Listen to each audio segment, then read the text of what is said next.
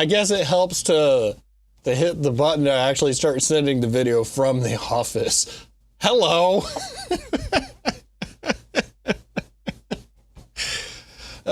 Slightly different setup for today. So I don't actually have the Blackmagic cameras on. Now, usually I would have them on, or at least... At tier 1. They've subscribed for 31 months. And says glad to see we're back to the traditional start. End of line. Chloe, thank you for the tier 1 sub in for 31 months there. I appreciate that. Anyway, turns out I don't have to have that camera on, which is the one that I normally have the mic connected to, because if I have the mic connected directly to the webcam, we can just have a nice green screen generated by the Tascam DR701D. So I don't need to have that camera on and just burning the sensor for no good reason. So when we're going to do like computer only streams, I don't have to turn on the Blackmagics now, which just makes way more sense. So the setup was kind of slightly different today because I didn't go through my whole routine. But anyway, okay. Today we're working on MediaBasket some more. So this is my... ZX subscribed with Prime. They've subscribed for 37 months and says turns out you do have to have that camera on because reasons I don't know. Throw up the 37 fingers now. End of line. DZAC, thank you for the Prime sub there and for 37 months. I appreciate that. I don't want to, I screwed up. I left that camera on all week. So yeah, having excuses to not turn it on is a good idea. Anyway, let me shut off the remote server so I don't waste bandwidth. Okay. Yes, MediaBasket. This is my software for managing and ripping. Well, it's a shell of a software for it at this moment. 100 technical streaming checklist. Do I need the Blackmagic son? Is the sound on? Have I blamed the CX? End of line.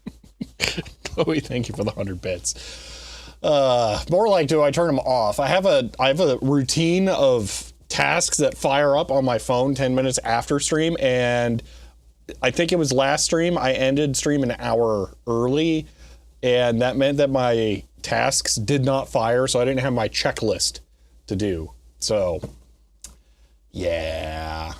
Missing fave icon. I think we have bigger fish to fry than fave icon. And Yolandre, hello. It doesn't... That is a complicated question, because if you are asking that, you're not fully understanding what it does. Because it's about ripping data using other tools. Nothing this does is actually unique. It's just an orchestrator.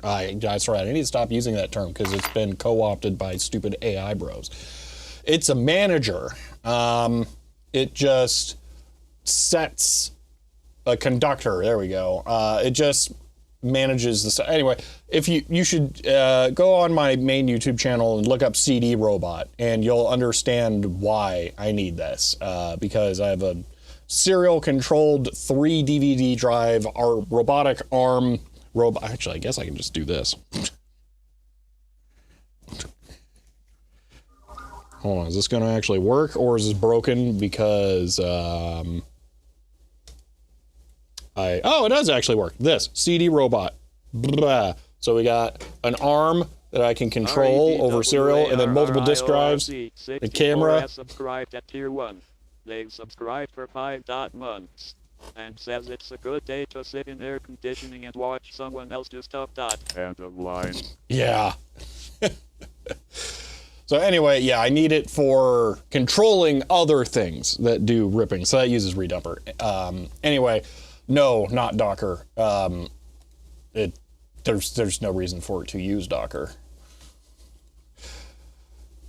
I mean, it could. There's just Anyway, that's like saying, does it use RPM?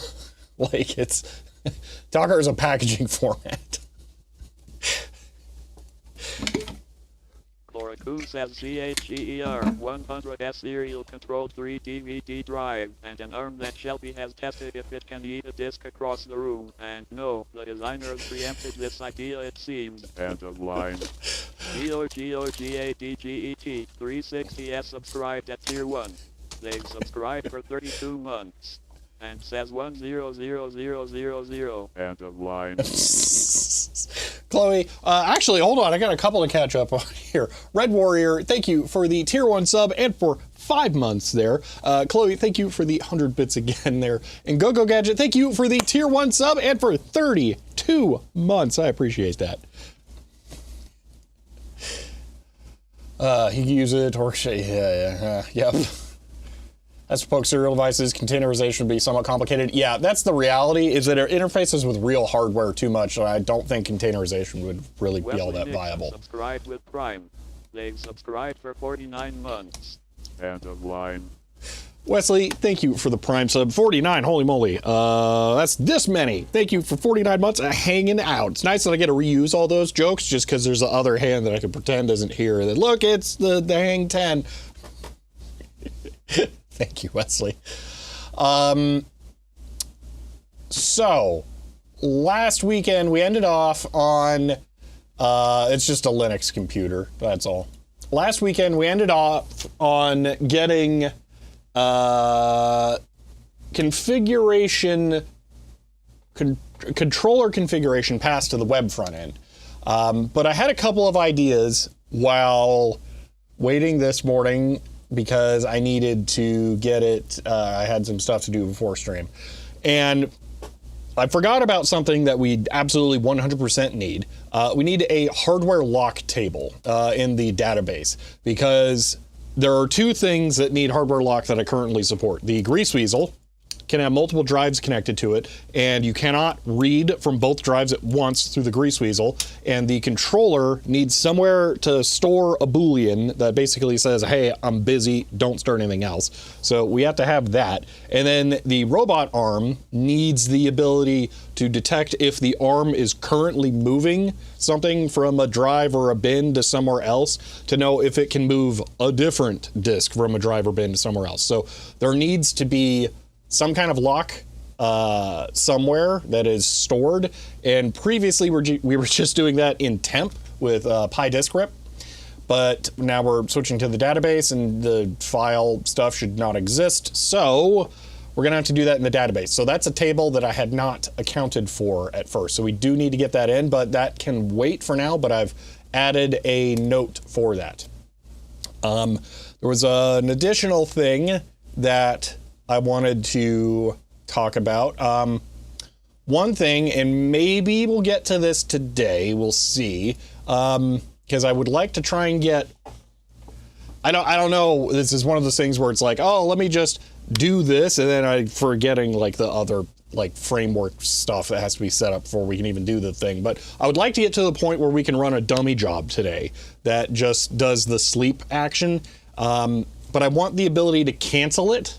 So we need to have, I don't mean that I need to be able to cancel the sleep job. I want the ability to cancel any job. So I want to build that in to this today as well. And I had a realization that that means that we need to have a pending cancel action waiting on a media job. And I was thinking we could add another column to the database for that, or I could just reuse the status and have a specific status for pending cancellation and then canceled. So we'll probably reuse status for that. However, something that I don't think we can reuse the status for is this. And this is something, oh yeah, cameras are another good example of a device that needs a hardware lock. I had an idea that dependencies between data fragments might be a good idea. Because one thing we could do then, okay, so we have the Caesar camera right here. You can't see it. And the idea is that I can take a floppy disk, I can put it under there, it takes a photo, I drop the floppy, and then I put the floppy disk into the drive, and then there's a photo ready to go to be associated with that of the media. Same thing for the CD robot, it's got the camera built in, and then that takes a picture of it as it pulls the disk in, although that's gonna be built into the CD robot code. So you know what, maybe that's a bad example. Anyway, let's say we have floppy disk and we have CDs that we want to take photos of, and I'm not using the CD robot. It would make sense when we initialize a RIP job to have a checkbox maybe, or maybe a drop down for take photo with camera. And then what we do is we add two jobs to this. One is just start the RIP, but the other is also take a photo. And what we could do is if you set this to not none, or the, you know, the additional thing down here, the start RIP job could be dependent on the previous job having been finished, which is not something that I currently have implemented. So I think that would allow us to create both a camera job and a RIP job. And then the RIP job would wait until the camera job is completed. And I think adding in that kind of logic would just be a good idea. So that is something that I would like to think about as we build this in. To start the RIP, start the RIP, canceled the RIP by the RIP. Yeah, well, it's multiple things that I'm talking about here. So one is, I would like the ability to cancel an action. Now, unfortunately, I don't think we could cancel a full RIP. Maybe we can do that if I get clever and I figure out how to do progress bars, so that kind of stuff. We'll cover that bridge when we get to it later. Not so sure I can kill those things. So I do want to be able to cancel jobs. That's one thing. The other thing is, again, the way that this works is we have, I guess it's objects, this. So we have the jobs and then we have the data fragment. So the way that it's going to work is you start a job and then it adds a data fragment that is RIP CD, let's say, okay? So the RIP CD data fragment object will reach out to some code that can actually interface with the CD drive, rip the CD, get the bin queue or scram or whatever you're ripping as. And then it'll generate, hey, now I have this file, data fragment, and then this will just keep processing everything in data fragments until it cannot process any more data fragments. But what I'm thinking is is that we have a element here to the fragment cascade. So I already have ID parent, but what if I have parent required? And then we could have, well, I guess just int. And if we set this to 1, then this will not run until this one is done. Although, we have status here. So it won't run until the status of the parent data fragment is complete. Using async IO, we might be able to cancel the event, which is a cleanup routine. No, because redumper is not async IO. That is a full system process. That's where I'm saying I'm not necessarily going to be able to do it. Because we start the async IO task that wraps redumper to read the CD. So I would have to get into the async IO task, which I could do through the SQL database. And then I have to get it to communicate to however I am wrapping redumper through async IO to send a SIGINT, or a SIG kill. And that may not be super easy. So that's why I'm saying I may not be able to fully kill tasks like that. Potentially, maybe, but I'm not going to guarantee it. But let's say something like after you've ripped an audio CD and it's converting waves to FLAC, maybe, I don't know, you're using a Pentium 2 and it sucks and it's slow because modern computers just do it almost instantly. But anyway, let's say you're doing a job that has... Tier 1. They've subscribed for 52 months, currently on a 46-month streak, and says 52 months 2 days before my birthday. Hope things have been good here today. End of line. Now, let me finish this thought really quick. Say you're converting waves to FLACs. You get 3 waves in and then a cancel command comes in before it starts converting the 4th wave to a FLAC, then it stops the job. That's the kind of thing I'm saying. So I don't know if we can stop in the middle of a big job, but we could stop in the middle of a multi-element job, let's say. FlareSpire, thank you for the 42 months. That's this many. I really appreciate that. And happy birthday in 2 days. Okay. Between actions, you think to catch a request? So for the cancel action, the way that it would work is from the dashboard. Let me go ahead and just do the usual hack that I do on the dashboard to, well, first, let me save this, run that so it wipes out the database, and then run it again with keep database. And then I will load the database into the SQL browser here. And then I will set one of the media jobs to a different status. That way it actually shows up. Okay, run, keep, dashboard, boom. Okay, so what I'm saying is in the upper right here, I might have an X button that I click, or maybe not an X because that makes it seem like delete potentially.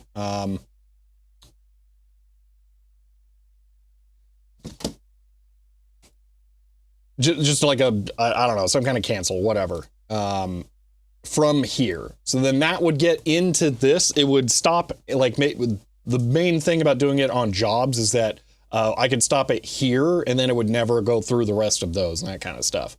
So, yeah, I would pause it here and then it would do it there. Yeah. Got some used Western Digital Raptors for $10 each. Nice. What capacity, out of curiosity? The first gens were 36 and 74 gigs, if I remember correctly.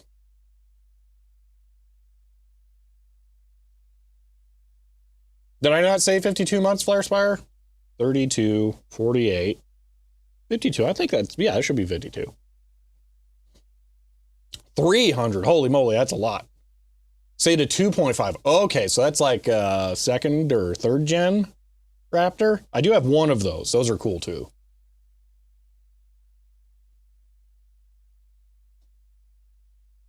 All right, so said 42 but showed 52. I mean, can you blame me for thinking about 42 all the time? Sorry.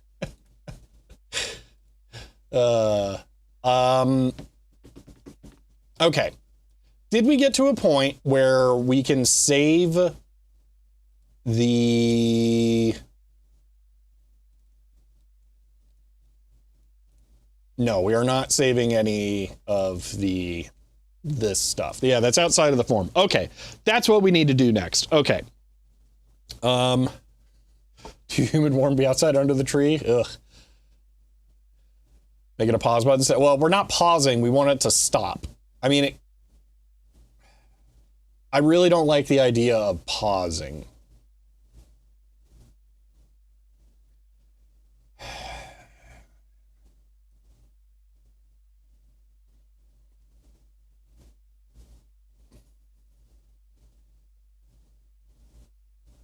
I think that way madness lies.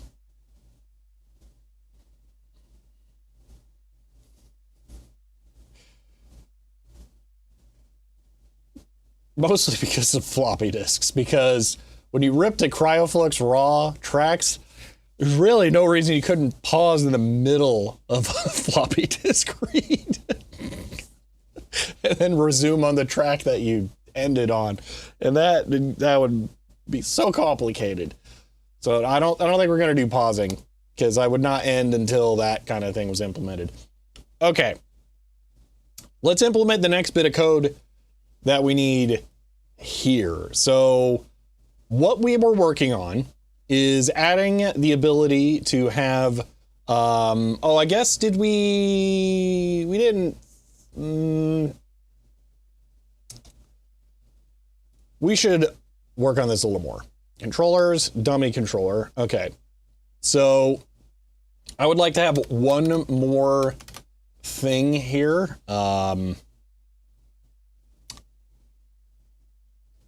Default or hint.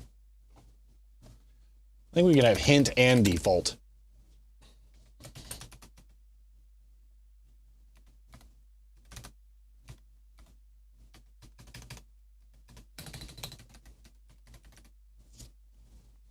All right. Pause is an easy way to forget about what you did and have that leak memory. I'm less concerned about that, and more concerned about resuming and trying to save the existing state and then having to have it continue, because generally this is going to be stateless. It's just going to run from one thing to the next.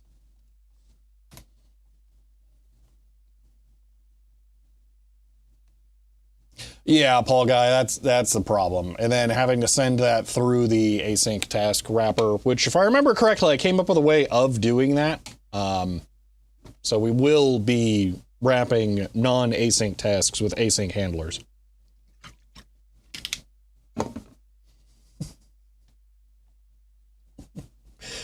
Teasiac.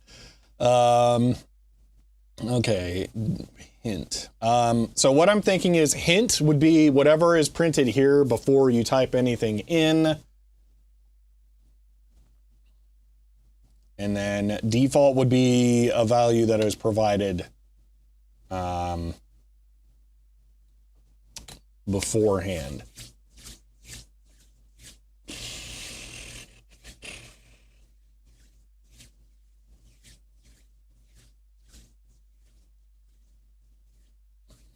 You know, nah, it's fine. We haven't actually figured out how to load this yet, so that's coming up. I think our controller manager doesn't do anything with that. Get UI. Defaults, UI, default, name, settings, UI. They subscribed for 53 months, currently on a 53 month streak. And says, so is it the software that is custom or the media? :T. End of line. How would I make custom media? But Hiram, thank you for the tier 1 sub and for 53 months there. I appreciate that. Would you have stop concurrent or stop all? It's going to be per job. So like this being yellow would mean that this job is currently running, and then there'll be a little cancel button somewhere in the window title bar that you'll be able to click. It'll just say, hey, cancel this job. There won't be a cancel all because that's called closing the program.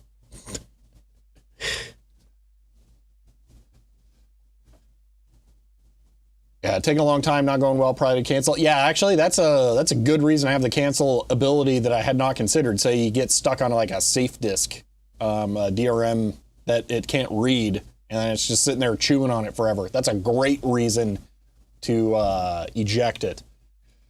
It might also be something where it can self-cancel, actually. Like, let's say I just turn it on and walk away and start doing other stuff. And then, yeah, or dirty disk. Like, let's say it's working on ripping the same disk for an hour, which should not happen with OmniDrive and Redumper. Then maybe it self-cancels, and then it drops the disk into the error bin, which is that 5th peg that's directly under the drives.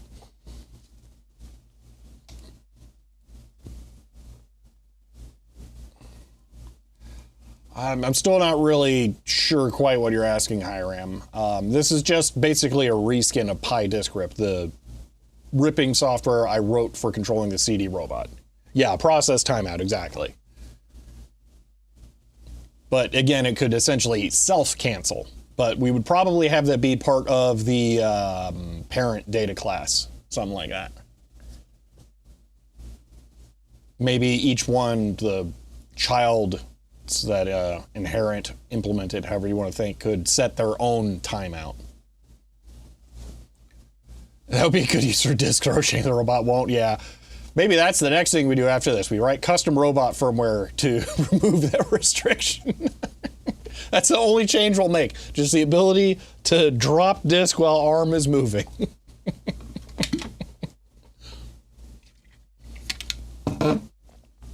Okay.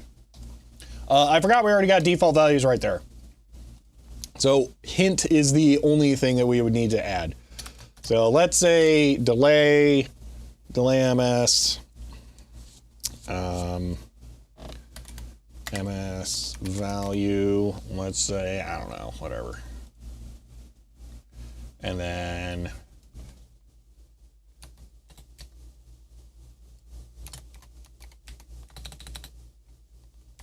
cycle count. Sure. Okay.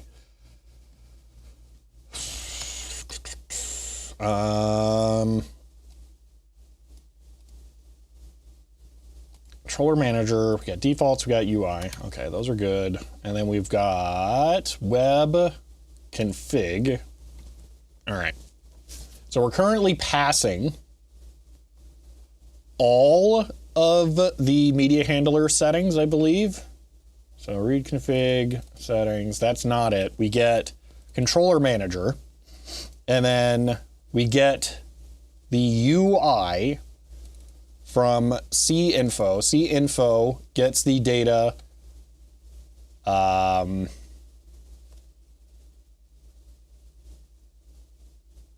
what? Config read, blah, blah, blah.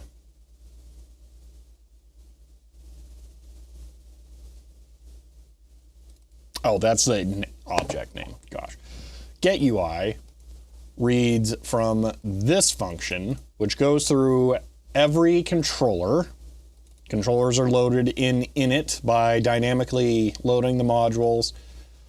Settings are populated by name of the controller and then defaults and UI. That entire thing is passed to the web interface.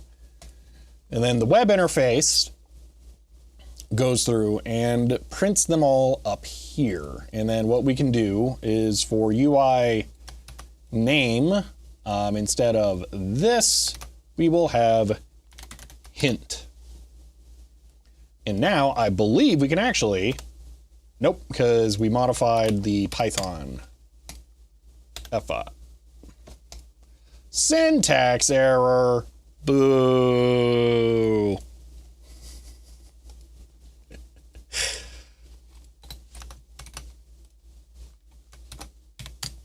And boom, there we go. So now we got MS value and cycle count. Okay. False office ceilings are perfect for this. Wait, hold on. What am I talking about here? Probably have to have some awareness. Progress isn't being made rather than the whole task taking longer and expensive, but would finish after not too much more time. So one thing I could do is look at the file size of the main output, or just the file size of every file in the output directory for the job, and then see if they're actually changing size or not, or if they're changing size like a proportionally small amount, like less than 1%, let's say, per 10 minutes, and then maybe I call it a fail then. Because sometimes when you're reading a disk, it'll, like struggle on it and it'll get like 1 kilobyte out a second or something. So that's not, we don't want to actually waste time ripping that, because that's like a bad disk, or I need to do something else. Yeah. So that I would want it to error out on. Why not just monitor the process? Because that doesn't necessarily tell me anything. I'm going to try to read the output of the process so that we can get the pretty progress bars printed, but I'm not 100% sure how well that's going to work. We haven't tried crossing that bridge yet. I'm concerned that the only way I will be able to run a process in a separate async thread, and we're talking about a system level process, okay? Like, let's say we want to run DD wrapped in a Python async thing, okay? Can we get the std out of the status equals progress from DD in the middle of the Python async process? So I don't know if that's like possible or not yet. I haven't looked into that. So we may not be able to get data in real time from the process about that kind of thing. I can? Well, that would be nice. I will definitely look into that if I can. Is an M.2 SSD doing 90 kilobits per second? How? That's wild. Is that write or reads? Because I've never seen one, like, kind of read. Ugh.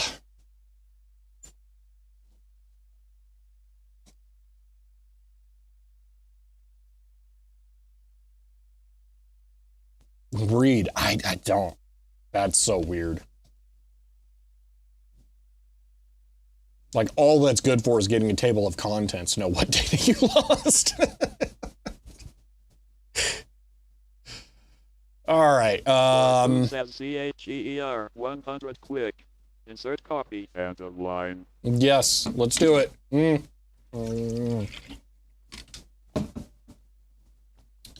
Ow.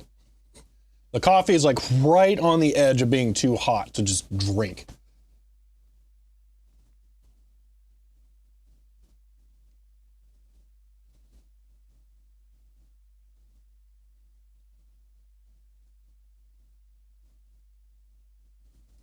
Well, Snow, I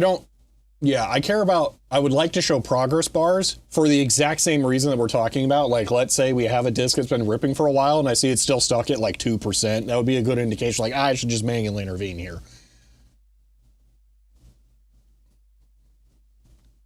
So I would like to have progress bars.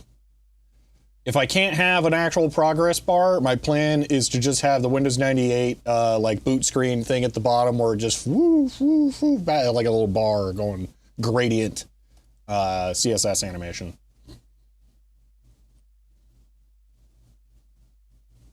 I could also do HTML marquee, but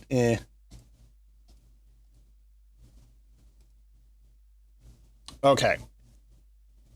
What was I getting at? Oh, I was going to look at for name, controller, UI, controllers UI,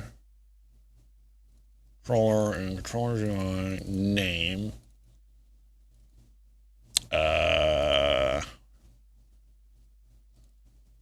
Get UI. Oh, that's separate from get defaults?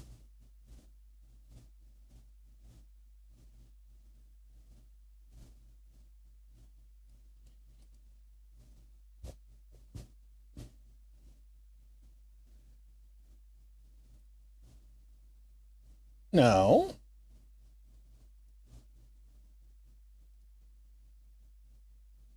Oh, UI.items. That's where I'm doing it.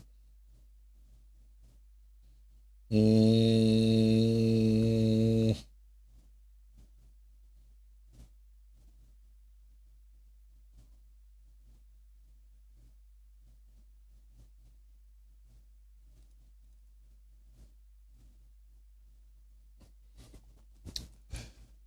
I say we do.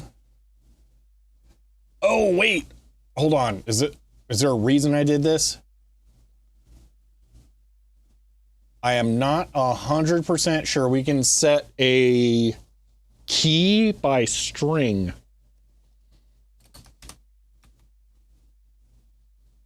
Never mind. Following syntax lines do the same thing. Nope, we can totally do that. Okay. So if we do the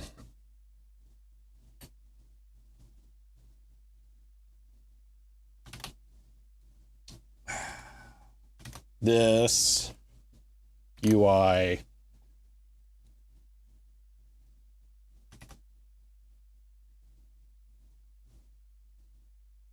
for UI items. Hold on. Brain thinking name defaults UI. Okay, controller. So we have UI and then we have not UI.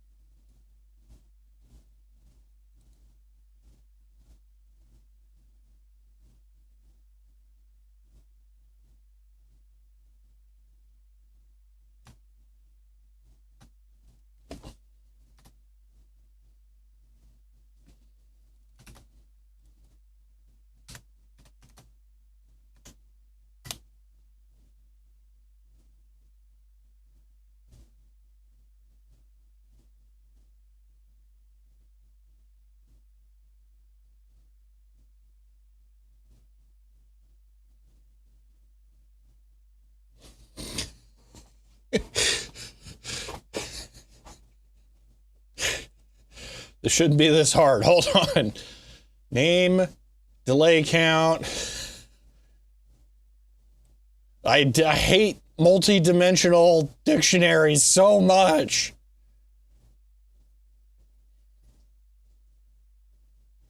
Yeah. Gross density palette cycling.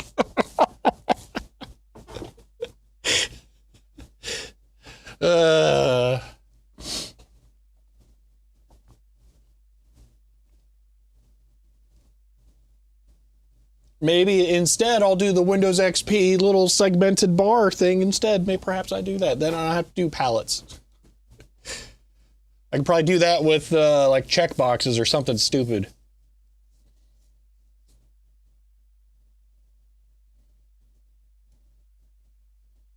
Okay. We have a dictionary where the name is the key that points to the controller data. The controller data has just, it has UI and has defaults. Those are the keys to other dictionaries. So if we do key name string, no, what?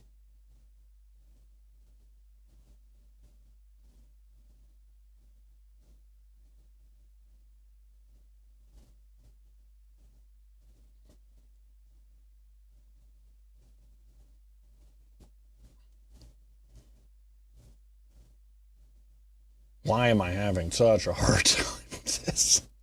It shouldn't be this bad. Coracoon says CHEER 100 a movement using little boxes. I'm not betting someone has a Larson scanner in HTML. I need to go and look. Obviously. End of line. Chloe, thank you for the 100 bits. Well, Paul Guy, that's what I'm saying. If there is something that I know that I can't measure the progress of, then I might as well do that to show that it is at least trying to do something. Because, like, let's say we have a zip file. Or maybe that's a bad example, because I think a zip file has metadata that tells us everything we need.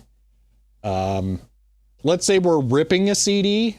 No, because that tells us the track length.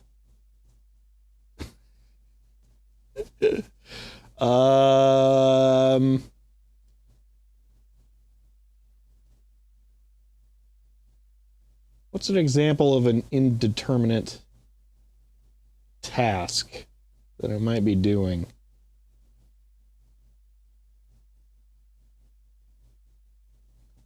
I guess I don't have a good example. I'm just thinking of a job that we don't know how long it's going to take to complete. It's better to show some kind of action than no action, as long as that some kind of action is actually still checking in the background that something is happening. And if nothing is happening, then it should reflect death. Nothing is going on. Okay. This is a controller name. This is a dictionary key that points to settings.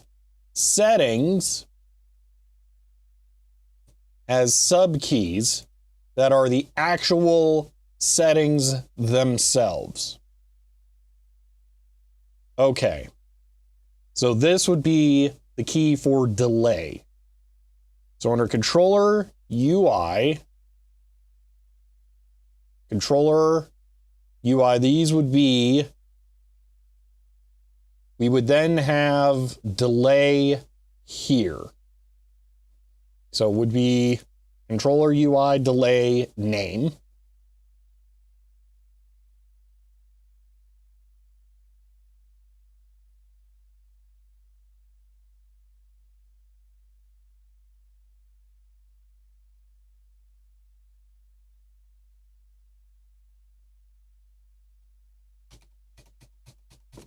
So previously I had UI info name. So if I did controller UI name dot name, that should be good. The only reason I'm going through all of this is because I want to do value equal defaults. Is it plural or is it singular? Plural. UI name, because that should, in theory, be the same thing. We'll see. We may not have to refresh. Nope, we're gonna have to do something, or it blew up. Template, unexpected name or number. Name or number. Info hint. Where's the problem? Hold on, let's kill this. Restart. Reload. That works. Okay, so the problem is this. What's the issue? Make controller. And we have .ui here. And then we should be able to go through UI name as the key. Defaults.ui name. Ah! Boom. That's the problem. Bingo. It still didn't work.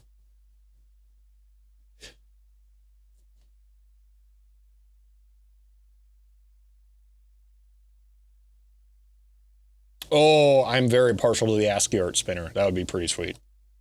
Control F5. Okay, why is this not putting in a value? Whoa, what is this? I have no idea what I opened, but it looks cool. Okay. Inspect. Value is blank. But value has thing. And it's not blank. For this, it should be 1.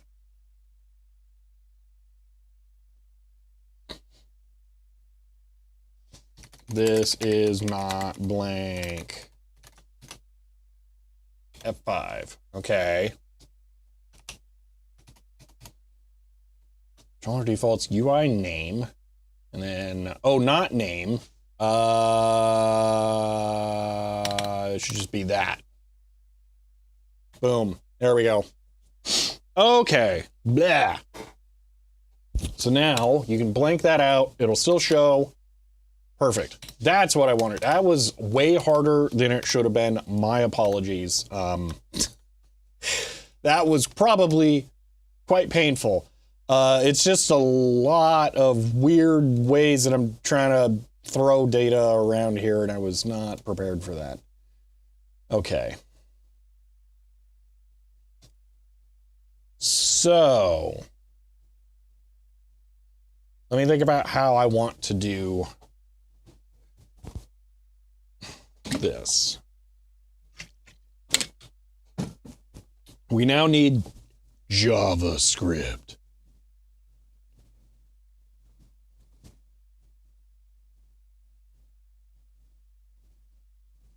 That was really weird. That sounded like a giant crack of thunder, and then the air conditioning just turned on. Hopefully nothing exploded up there.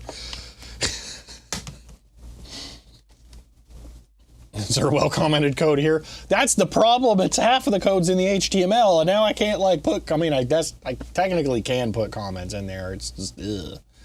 Who wants to do that? Maybe I should split this down. That would probably be helpful. I see the Java documentary. No, I have plenty of Java right here. No, I'm not aware of a Java documentary.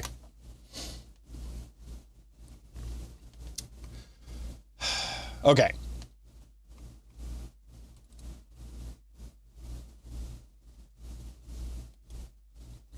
We don't have a pretty name for the controller. We just have the... there's no reason that this can't be the pretty name, actually. So we'll go ahead and update that. That can be the pretty name. Boom. Over an hour-long YouTube video. I would never make one of those. It's gotta be not thundercloudy. No. I'm thinking like something... I don't know. Hopefully nothing bad happened in the AC.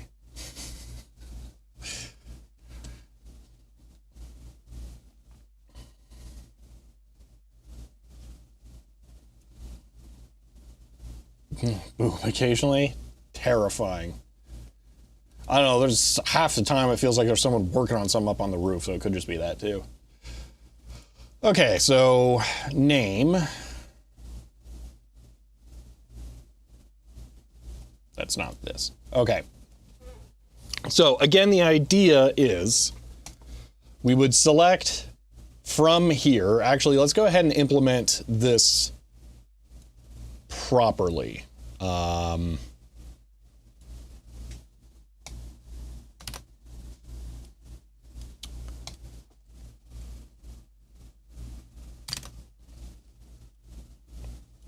Because we can.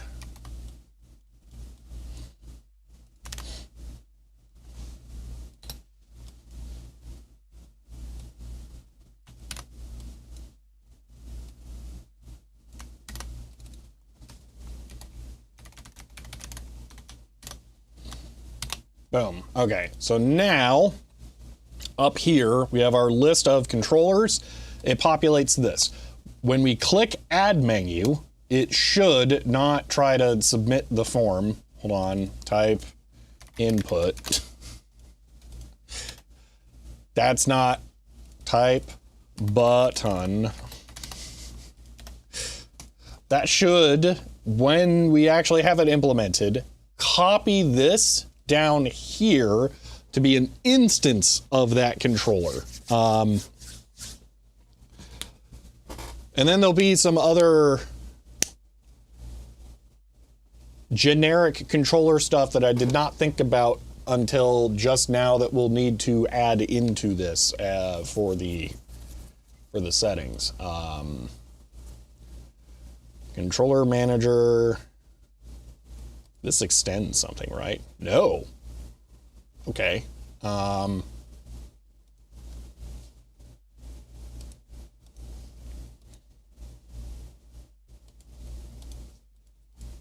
All right, let's have controller base.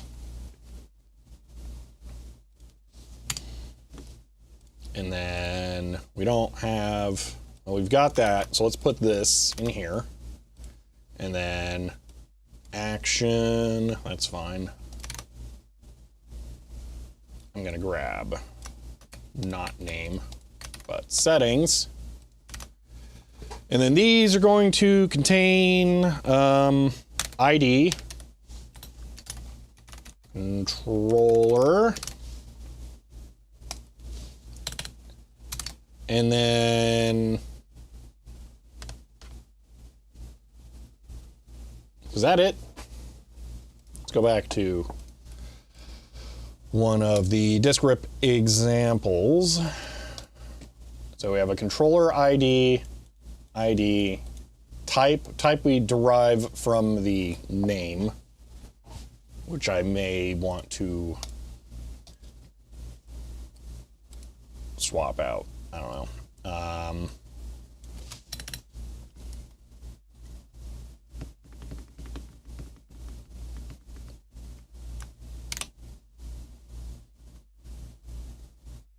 Yes.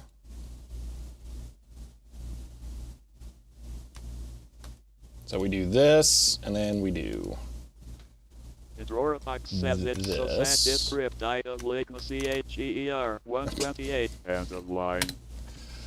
Endorofox, thank you for the 128 bits.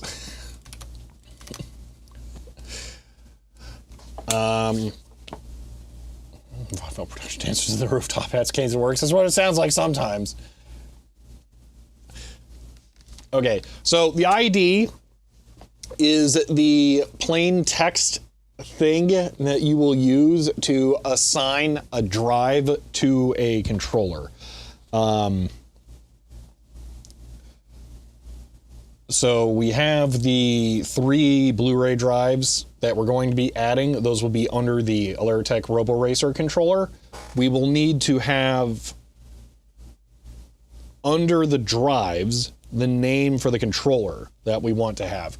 If we want to get super duper fancy, we could even have the drives have drop-down menus that are automatically populated by the values that are set in the IDs for the controllers or something along those lines, so that users don't have to like copy paste and it's easier to understand, which is part of why I'm trying to put all of the configuration stuff in the web page. So maybe I do actually do that. Find the lack of UUIDs comforting. We haven't actually started working with data stuff yet. There's no reason to UUID these kinds of things at this point. But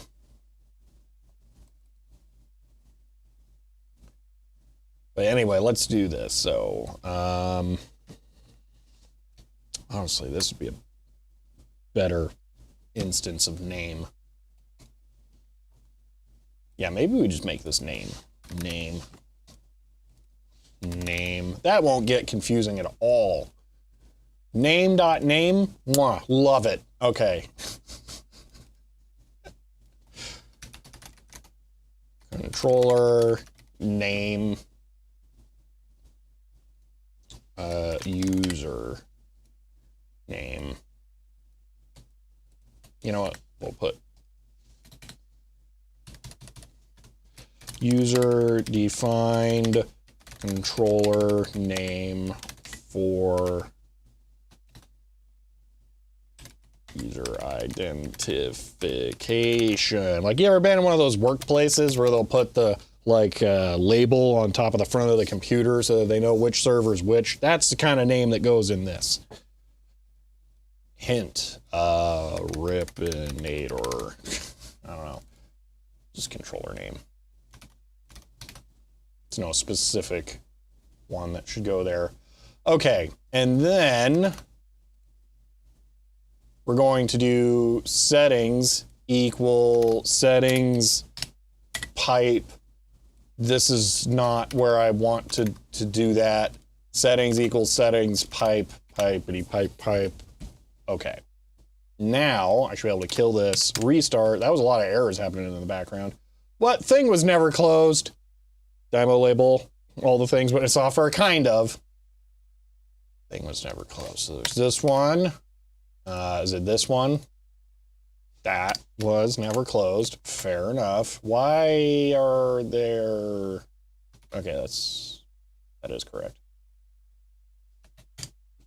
All right. F5. Blech. Name settings not defined.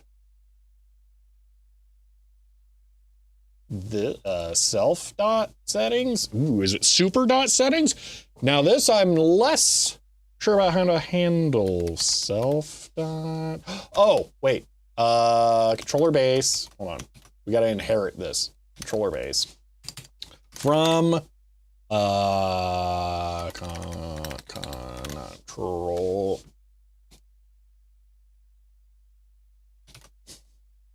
From this import that. The Torscom says CHEER 100 dash dot, let's call him Tangitor. The Ripiniger dot dot, look at him in all his majesty dot dot, yo dot dot, that's the stuff right there dot. End of line. Taters Games, thank you for the 100 bits.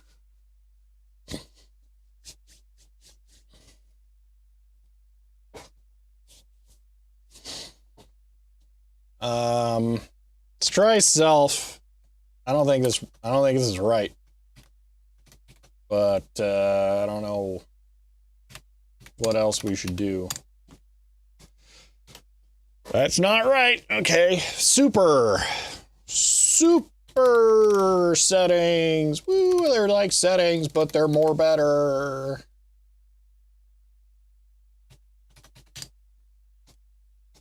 Nope, that's still wrong. Controller base dot settings. What if it's that easy? I think that will actually work though. Yeah. Okay, well that's not correct. That's correct. How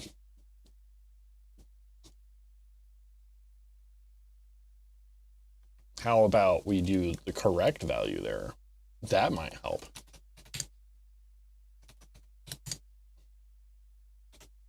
Okay, there we go.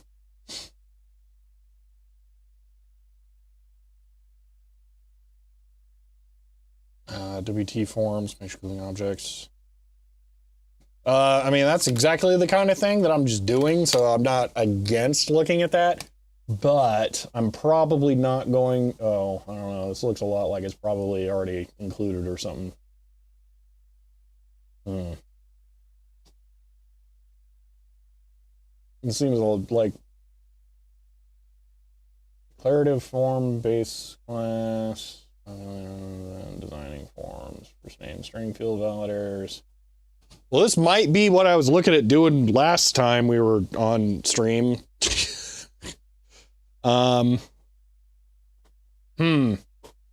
Very popular Flask, folks. Yeah, I can see that.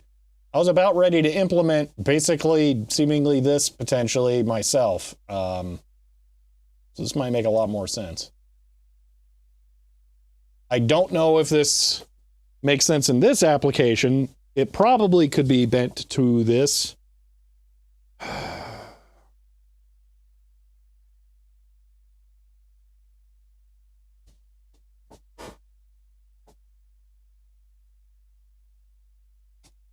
Solving, okay, prelude, blah, blah. String field, integer field.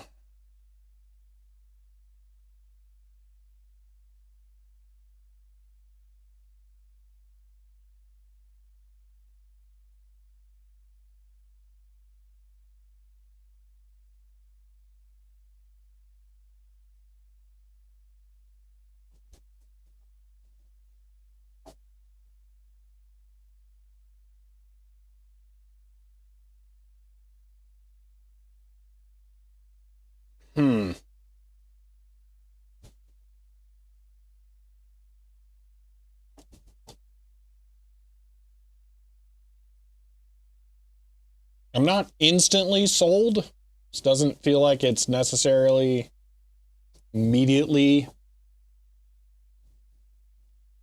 doing what I want. Why? Crash course. Let's look at this. I have zero interest in trying this myself right now. Okay. Define our first form, name, email address. That's a bold thing to start with. Using forms.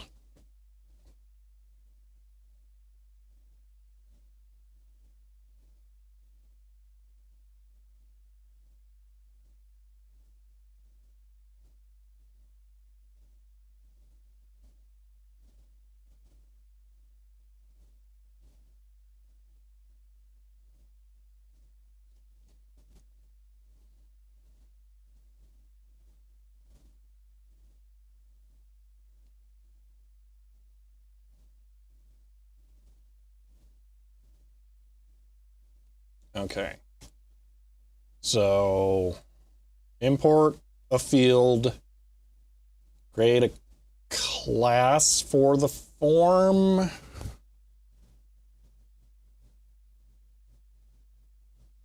So where I think this might end up falling apart for me is that I don't actually want to load the data back into the web interface unless, so it won't really be validated. I was contemplating validating it, but because what's going to happen is all of this gets built here, shown to the user, all that fun stuff, and then you click Save Config, and then it gets loaded into the save thing, and then it just gets dumped straight to JSON. We're not actually handling anything on this page. Now, I could validate it there, but I was also going to go with just don't put in invalid data. You know, classically a good idea with user-facing forms. What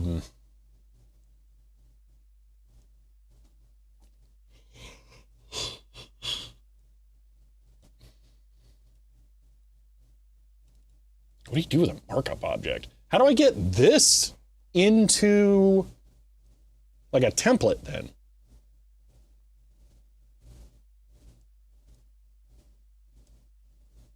Do I have to pass that to the render template thing?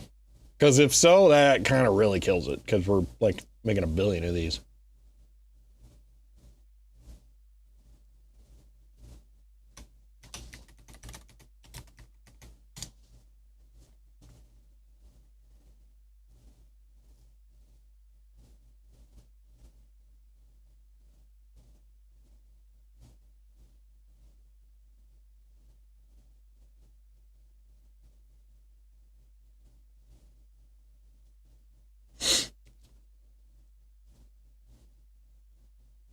So I think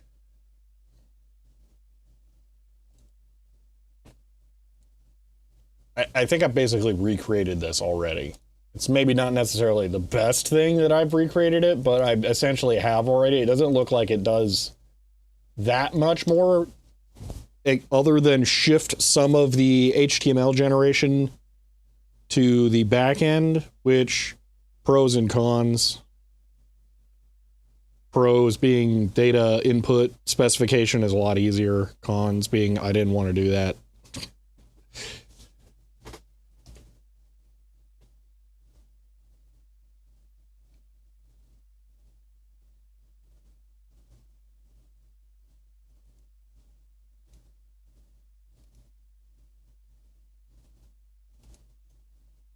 All right, well, we'll just go with this for now. Okay.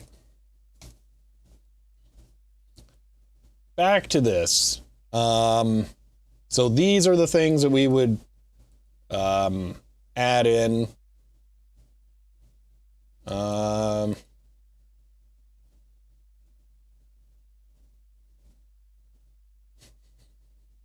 I totally derailed my own brain saying these are the things. It went, we can't do without. I was just thinking Tears for Fears. Anyway,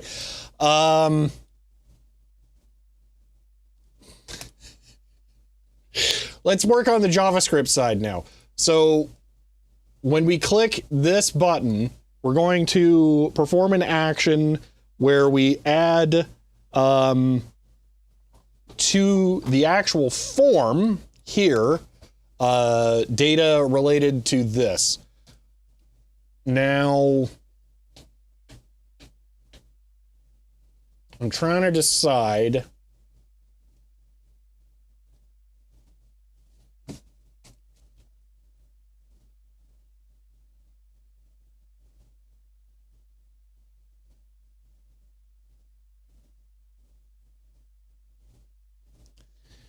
Trying to decide if I actually want this here or not. Because now I'm thinking it might make sense to put it in this instead, so that when you create the controller, you have to name it on the spot. That also helps illustrate that it's generic, that it's not something specific to that name. And then once it's generated, it has a custom form ID already. The alternative was that I was going to use the index as part of the form ID, which I don't really like, but it would be fine.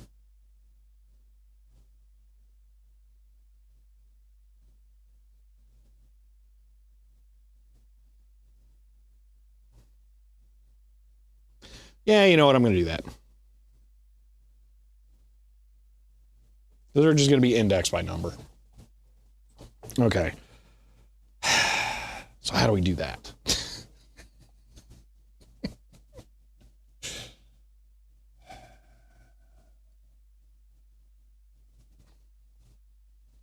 All right, I think we have to start adding JavaScript.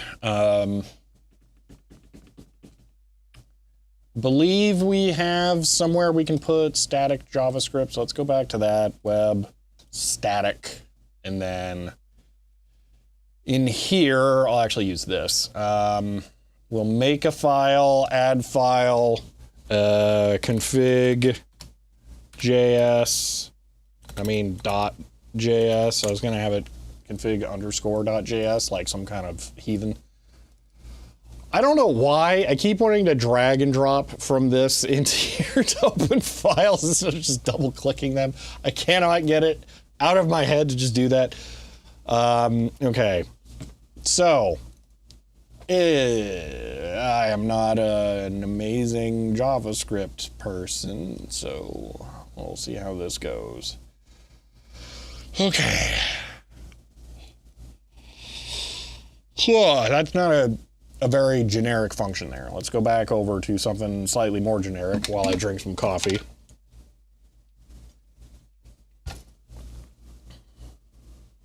Script.js function, that looks functiony. Let's grab that.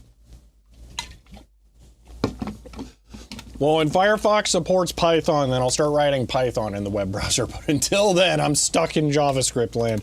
Why is it not syntax highlighting this as JavaScript? Oh, because I'm an idiot. One moment. Rename. I didn't want to open it that time. Rename. Let's replace that comma with a period. Hey, now it's syntax highlighting. Okay. So we will do add controller. Okay, now we will have a controller type. So controller underscore type that will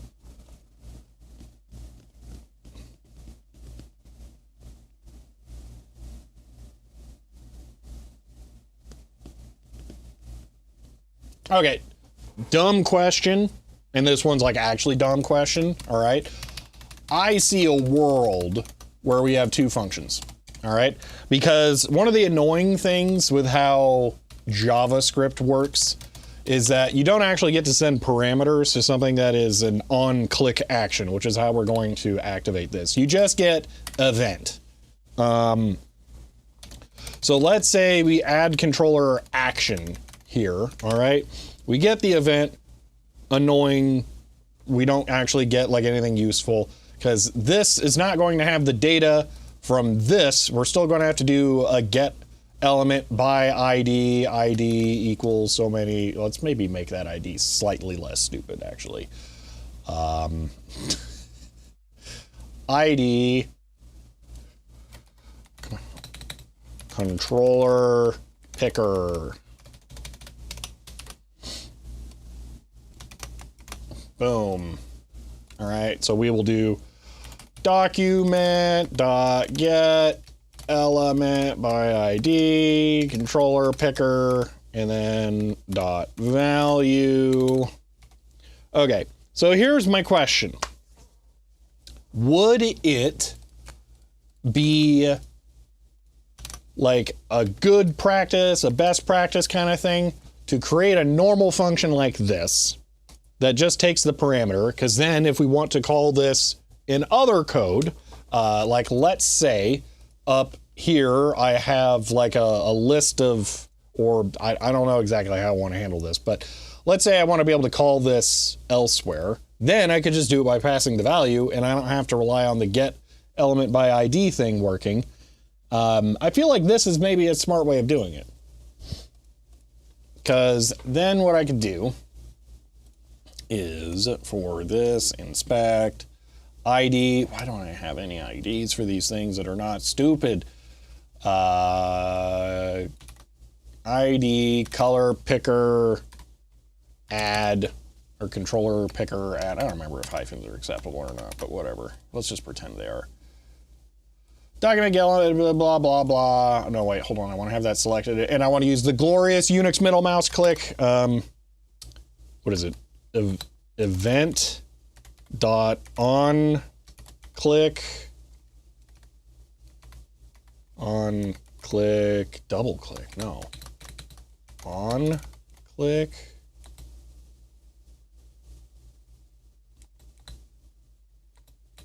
Add.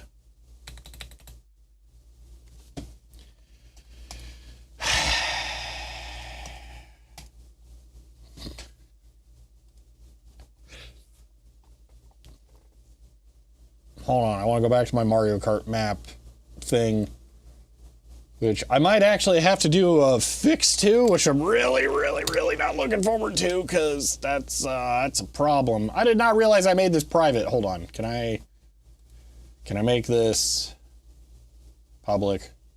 Hold on. Visibility, public. Accessible regardless. Yeah, but they can't like push to it or anything. So, okay, save, boom. Whatever. Wish I could update them all to be like that.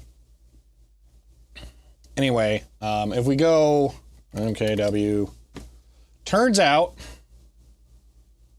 that over here, I accidentally, right? No? Okay, hold on. Literally the very first one here. I think this one is in the wrong position. I think it should be probably over here, but it's really hard to say. So anyway, yeah, that's probably supposed to be more like right here, actually, because I think this one just is a lap. Test your endurance in a race all over 10. Yeah, I bet it's supposed to be more like just right there, and I have the start and end point screwed up. So that part sucks. Anyway, the only reason that really sucks, element on click function. Oh my gosh, I forgot how. No, because you can pass, well, add event listener. You mean to tell me add event? Yeah, that was what I was looking for. Add event listener. Well, that's what I was going to end up finding in this. So maybe I don't want to do that. Hold on. MDN, add event listener. Hold on. I want it straight from the horse's mouth. Add event listener is the recommended way. Boom. Mozilla, the world's definitive source of how web browsing works. Yeah, I'm gonna guess port users using jQuery. I have so far never used jQuery once. Okay, so we'll do on event listener or event listener. Boop. Type, click, and then we do this. That's what I'm talking about. So then we'll do alert. Would add a juicy controller type here. There we go. And then I got to figure out how you actually like import JavaScript. That's a whole other problem. HTML. Link, no. Import, no. Oh, that's right. I think I'm smart. I do it at the bottom. Okay, config. And we do one of these. Boop. And then it will be web. Or is it static? It's probably static. And then config. Okay, so we got a style.css in there. Hold on, let me just quickly figure out where that's at. Head, link, static, style. Perfect. Okay, we can do one of these too. Boom. F5. Okay, so now if I click this, nothing happens. Is that like... Okay, it loaded. Get element by ID. Thingamajig. Whoa.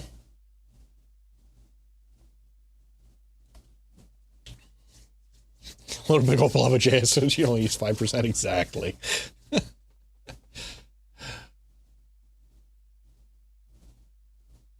Preferably from a third-party CDN, yeah.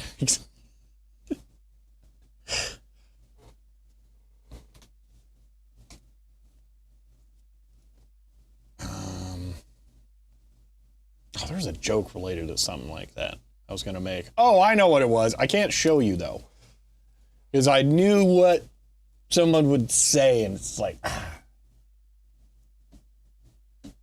All right, I know how to do it. I know how to do it.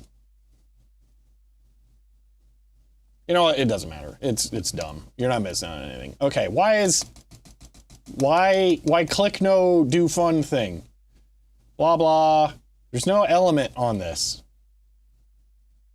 Hold on. Click. Breakpoint. F5. Okay. Get element by ID. All right. Add event. Controller picker. Oh, wait. Controller picker dash add. Yes. That's, I see now. Boop. Disregard. Control F5. Boom, and click. Let's do a real click. Bingo, there we go. All right. Now, that's perfect. That worked exactly how I wanted. Okay, I didn't really get an answer as to what people thought if this was like the sensible thing to do, to wrap the events in an action handler and then have it go to a normal function or not. I feel like this is sensible. I'm gonna do it. Because what we could just do is have this like this and then do all the stuff there, but I kind of like the idea of having a specific action handler. Also, if I wanted like a controller class, I could have this be an entry point member method, field, whatever word you like for your flavor of object-oriented programming, and then have this be the real one. So now we could do DOM get element by ID, and then I think the value of that is set to the ID of the other one, right? Controller dash dash doohickey majigger. Okay.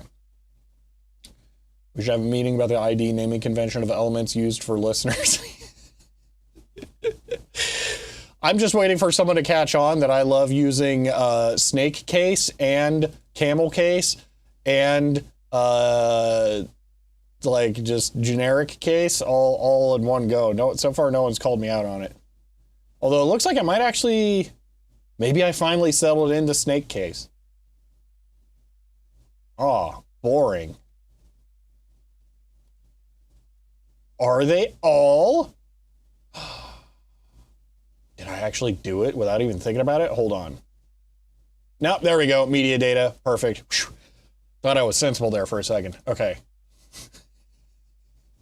You're keeping people on their toes with your case typings, and then, you know, what are you even doing? You're not a real programmer.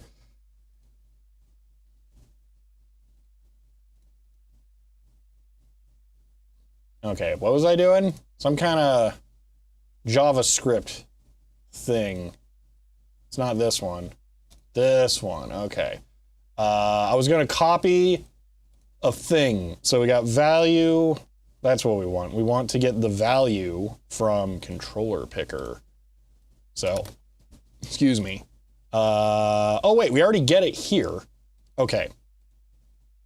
Which is why it had a prefix of controller hyphen there. So we can take this and then I can pretend that, do I also mix spaces and tabs? I would if I could, but this is Python and Python will scold me if I attempt to do that. But I guess these are spaces. Why is it not using tabs here? Soft tabs. Excuse me, tabs. Control R. I want to do that, but it's just gonna screw everything up. I prefer tabs, but since I end up programming so much in Python, I end up using spaces. But if you ever see me write actual C code, nothing but tabs. Okay. What was I doing here? A text replacement. Controller type. Boom. Controller type dot replace. Let's just pretend that this is how you do this. We'll figure it out in a moment if it is. And then we'll do equals its own self. And then up here, we've got a thing that we haven't actually set yet. So control window, this is the entirety of this, and that's what we want. So I'm gonna set this as ID equals temp, and then controller name. Ooh, you know what? I don't have to do a replace. I can just prefix with this. Ooh, I like that even more. Get element by ID, this, plus this, sans, this. All right. And then template equals that. Save coffee. Now I need a location where these can actually go. So let's say layout grid. Why is there a div in, I'll just pretend that that's like required or something. Okay, boom. And then div. And then ID will be a controller config.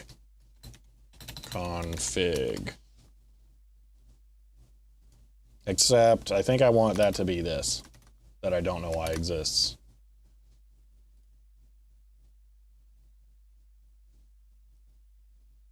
So if I put, well, that doesn't matter because that's going to be hidden. This will be style display none. Control F5, boom. Okay. Before I continue, what happens if I just remove this? Does it break everything? In fact, it does.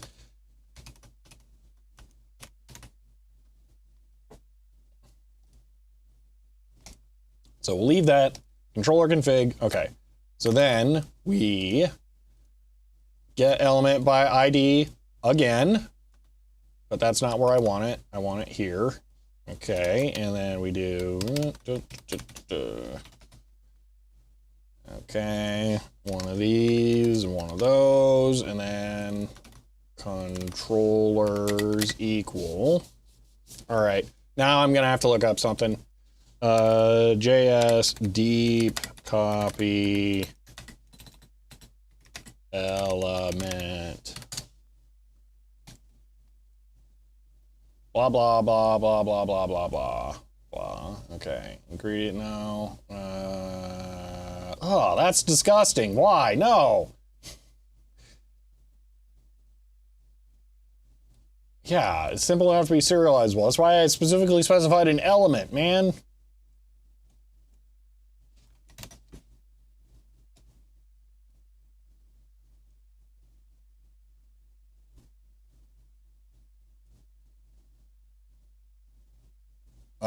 Dumb question. Does anyone know how to deep copy a DOM element?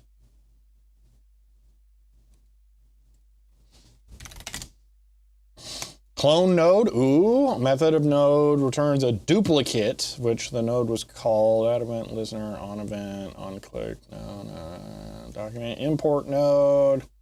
Clone node may lead to duplicate element IDs.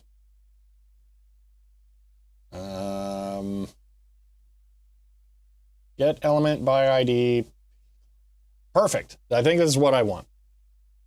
I don't know what deep equal that. Okay, I think that's what we want.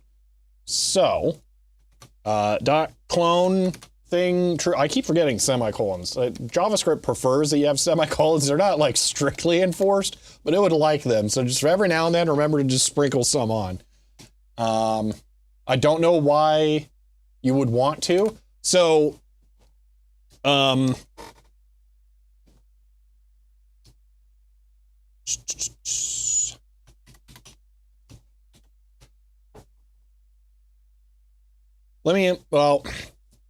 what we have up here is a template HTML. So this is not the form that you actually fill in. That's why I went and did a display none on this a moment ago. So what's going to happen is when we click this dropdown, we're going to select between multiple controllers that are available up there. And then it's going to add one of them to a menu down below. And then you will actually fill that in, and that will be part of your real config. The reason is I'm trying to predefine the HTML as static HTML sent by the server directly to the client. That way, all of the necessary HTML is already in the browser. No further needs going back. Can't you do for on a template? No, because there's going to be different controllers up here that have different options, different sets of things related to them. And they're all, but you can have multiple of each one. So you can have more than one grease weasel connected to a computer, for example. So you might need to import multiple grease weasel controllers that you'll then set up the configuration for. So that's why that part can't be set statically in the server without you having initially configured it. The other idea is that since this is all going to be server side in the JSON file that holds the settings, the thing that we're going to build down here is going to be done as the template on the server after you've configured a settings file. But when you are creating a new settings file, you're going to add them from this by copying the template DOM elements that are in here that are hidden. So that's what I'm thinking. So we're going to clone the template that matches that. And then we've got the controller where it would go, right? Controller config, yes. And then we will just do controllers.add child, right? Or is it append? Append. Sure, why not? Control F5, click, that's wrong. Click, error, wait, there's just a random S in there? No wonder it's so cranky. Control F5, click, yes, boom. That's what I'm talking about. Okay, and then we can add more of these. Let's get rid of that stupid alert. So that's what I'm doing. And then I can bring back the display none. Boom. So, I don't want that full screen. I want to add a dummy controller, click, add, it gets added. I can set this up. This is my controller. We're gonna wait 1,000 milliseconds, 25 times, and then I would save this, and then it's gonna error because it can't handle the controller right now. But that's, you know, how it'll work eventually. And then we can add a bunch of these. That's the idea. Now, these don't have unique IDs yet. So we got to solve that now. But we're getting closer.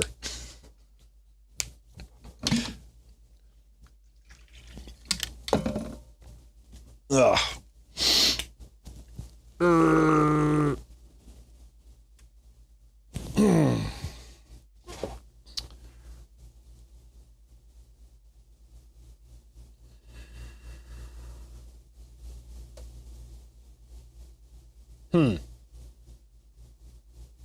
This might actually be not viable. Huh. I did not think about that. The problem is the ID of the separate forms. And hello, Frosty Wolf. Because that has an ID of just name. I could prefix it with dummy. But I don't think I can easily prefix it with the dummy ID.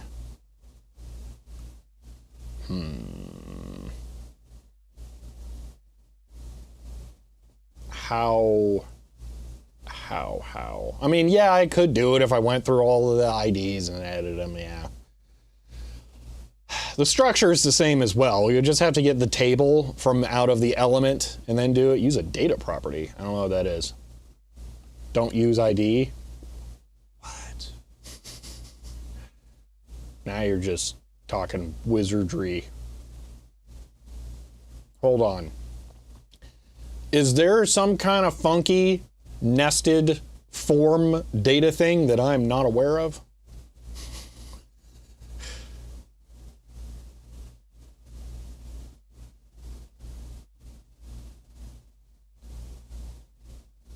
I don't know what to tell you, Frosty Wolf. Yeah. It's frustrating times we live in, that's for sure. Very, very, very frustrating.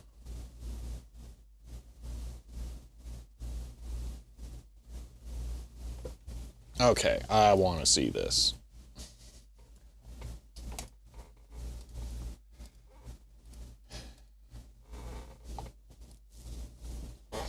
Okay. Data index number. Interesting. Data parent card. Data parent card. Article. Okay. Syntax is simple. Actually, let me read the whole thing, not just skip ahead. HTML is designed with extensibility. Okay, I regret reading the whole thing.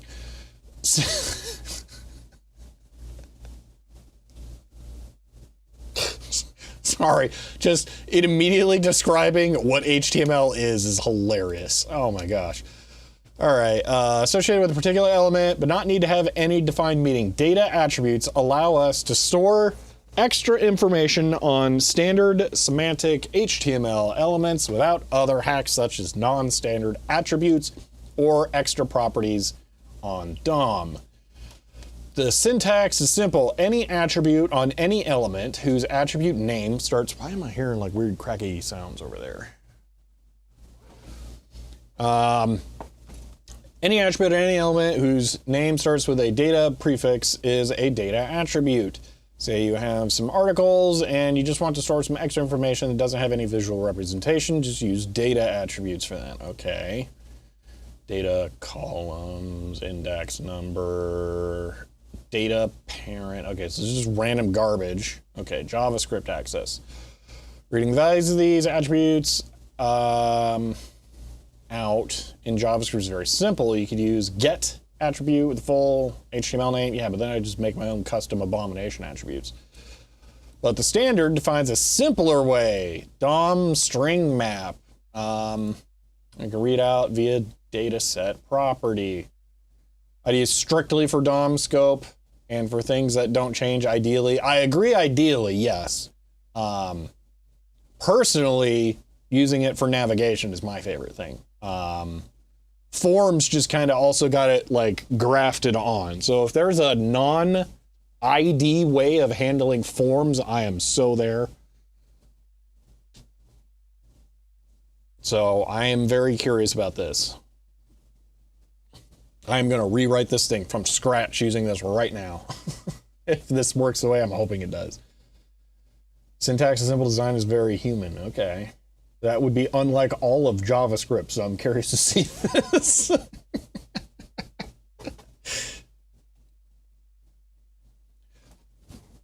This is it? All right. I'm going to challenge that in a moment. We'll see.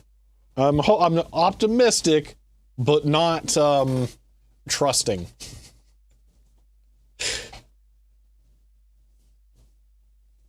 Basically, here's the problem. I'm using actual real post methods. This is not real. Don't pay attention to that. That's not a real thing. I'm using actual native post, and I don't know if that is going to retrieve the data set stuff. Note that dashes are converted to camel case. Well, there we go. It's official. We have to use camel case. No more hyphenated or other thing. Why is it? What on earth is that? Dashes are converted to camel case? That's disgusting. That is actually awful.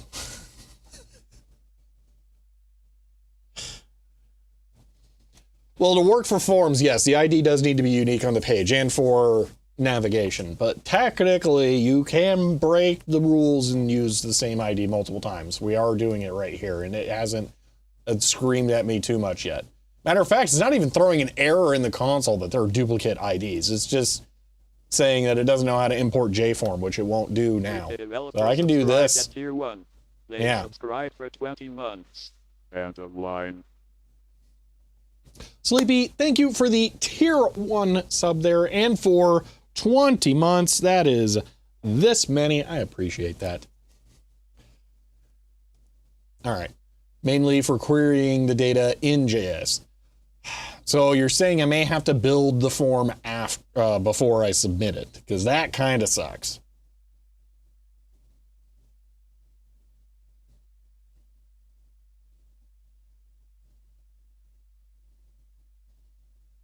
Okay, let me actually read through this. Okay.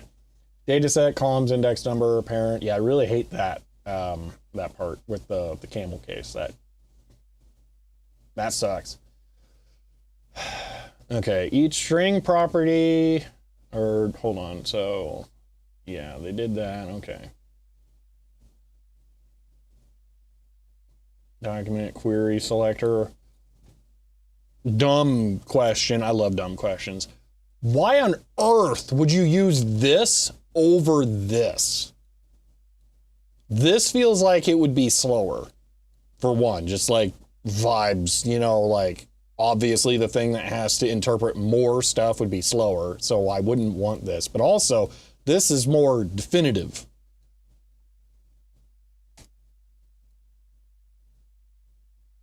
I think you use name for the fields on the form, which doesn't need to be unique.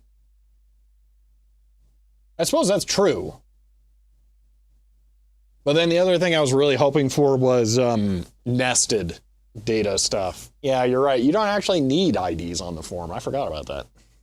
Yeah, just name and 4 are all you need. Or, wait a minute. Do labels need the ID or, hold on.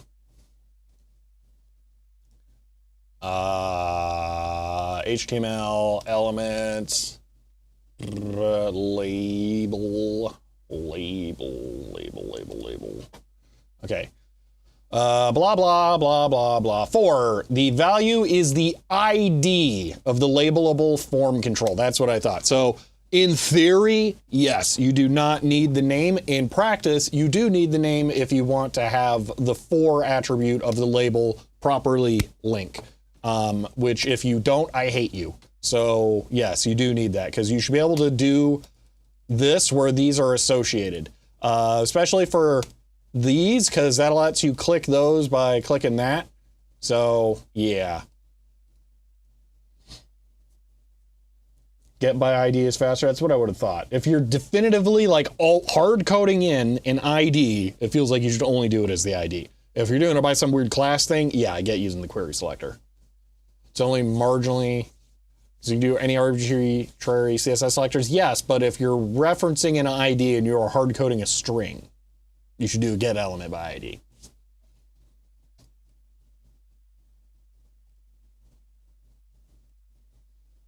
Additionally, the point about this article is not the time in which to try and educate about how elements are referenced. That just use get element by ID.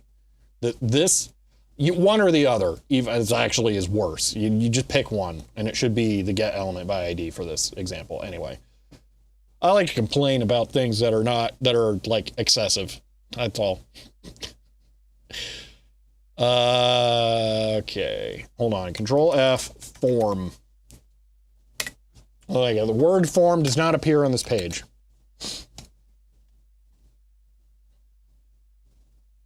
So I think I would have to build the form data set manually and then submit it.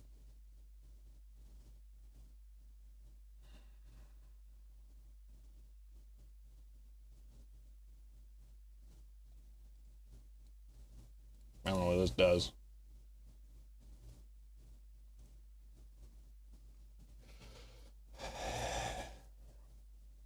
Wait, are these doing CSS by data? Oh, that is weird.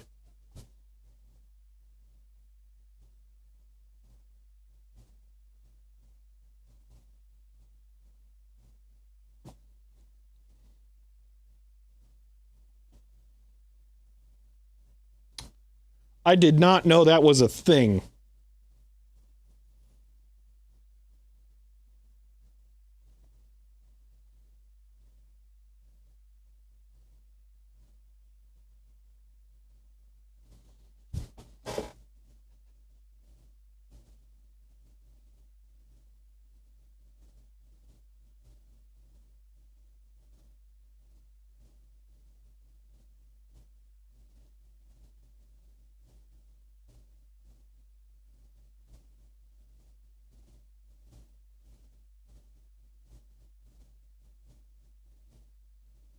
I mean, that's kind of standard CSS selectory stuff, but it really, It's funny is that this is not camel cased, I think. Because it is just using the standard CSS attribute filter. Because you can do the same thing where it's like input equals text or something along those lines. But I would never have thought about that being used for CSS filtering. Okay. Huh.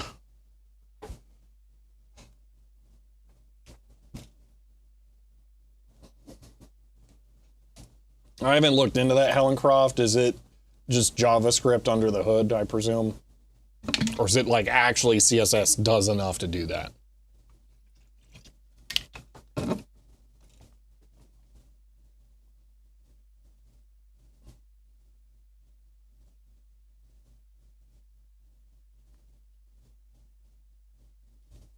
Okay, so what I got out of this is that I could add custom data attributes, but then I would have to build the form with JSON. So, or with JSON, with JavaScript. Yeah, that's a mistake I make all the time. You don't want to know how bad it is, with like seconds per frame.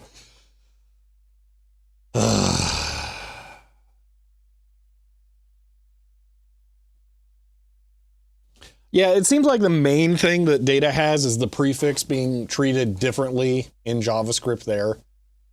Because like it says, you can use garbage non-standard attributes as well. I have done that.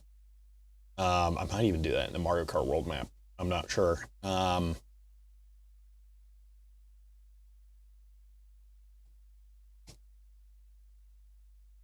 I'm just trying to think if this makes sense to do here or not.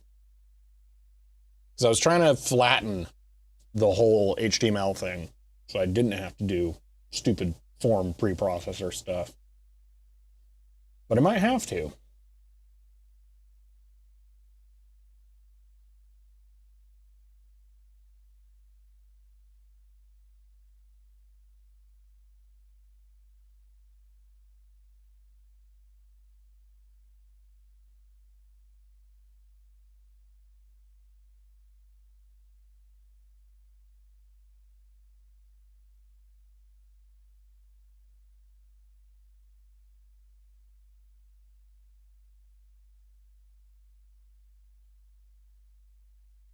Hmm.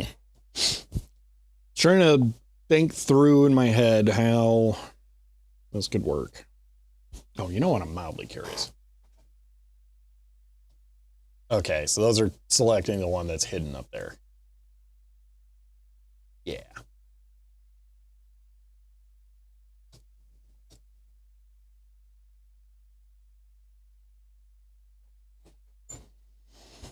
Hmm.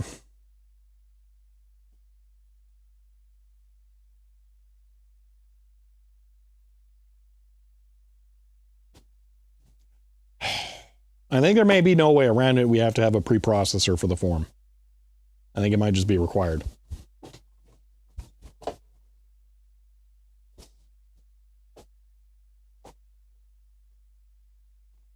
So I'm trying to think through different options. I don't see how it happens. We either have to have a massively complicated preprocessor here, or we preprocess or post-process, however you want to think about it, the data before we send it.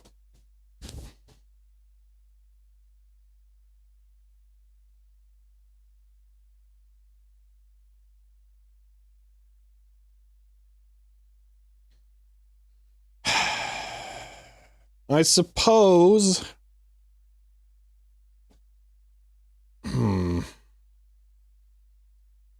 I was not going to implement any checking. This is one of those programs where you either know what you're doing or you don't. And typos are the only thing you would want to protect against. And the kinds of typos that you would make most likely wouldn't be caught.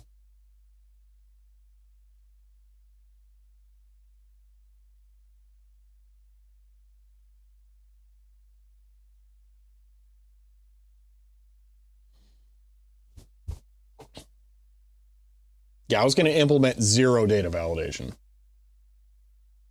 The reality is I'm going to be the only user, but it is going to be open source. Anyone will be able to run it. But like, let's say IP here, I'm not checking IPs. If you want to stick a domain in there, be my guest. You want to stick some garbage IP that doesn't exist, go be, have fun. You want to stick port 80 in here, have fun. I'm not checking any of that nonsense. Ain't happening. And then this stuff, these are so deep in the Python code, I really don't want to try and validate them. Like you showed, it would still a safeguard against myself. Yeah, but like, okay, let me put it this way. You do this once per setup. This is not like RIP media. This, I would be a little more this is going to have validation, essentially. You're actually not going to be able to put in the wrong information here. Essentially, this will be validated because this is the thing that you'll interact with constantly. This is one-time setup. This only exists so that users do not have to manually create a Java or a JSON data file. So I am very much willing to forego having data validation here.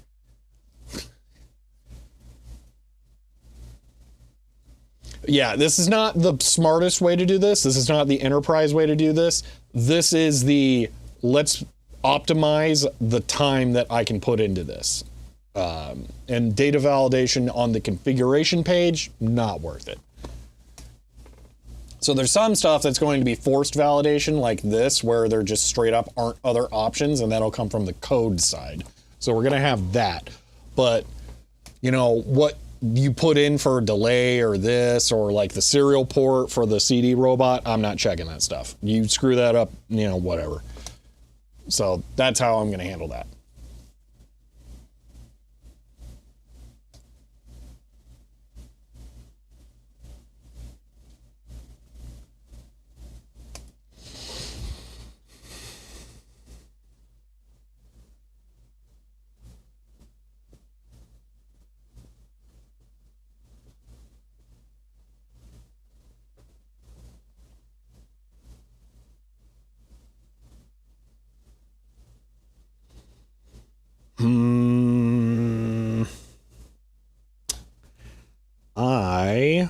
just cannot envision a way where I don't have to do a preprocessor.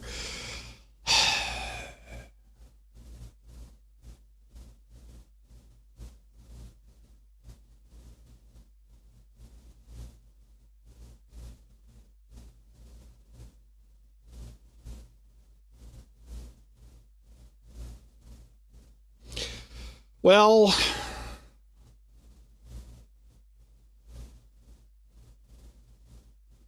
it's a problem with the preprocessor. Basically, it's gonna make the most sense to just build the entire settings file as JSON on the web front end. So all of this, and this stuff here, the defaults, the other things like that, the only thing we're gonna do is just take data form and then write it here. So basically we get rid of all of the server side stuff. I did not want to have to do all of the data handling on the client.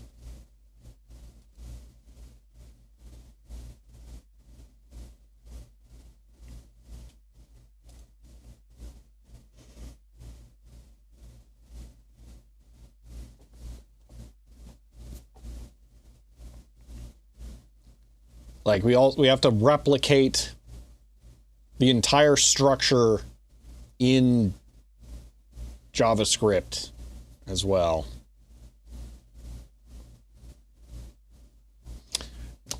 I can't think of any other way of doing it.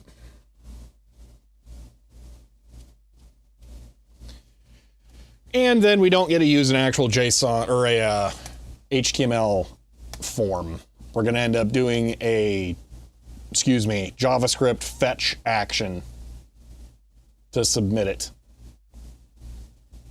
So what'll end up happening instead, because right now you click this and then in theory, if I didn't break it, this would show the same page over again, but the URL would be prefixed save or add or whatever it was.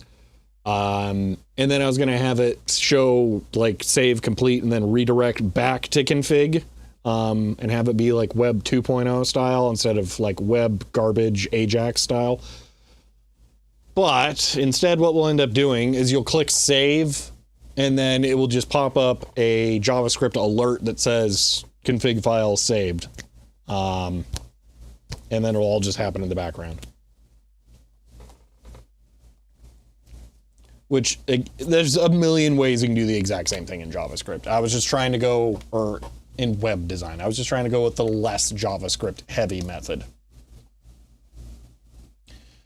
Because I hate JavaScript, but all right, let's go write more JavaScript.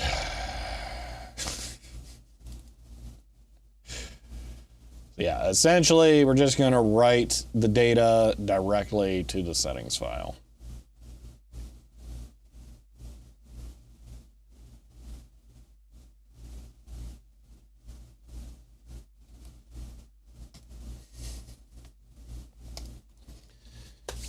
All right.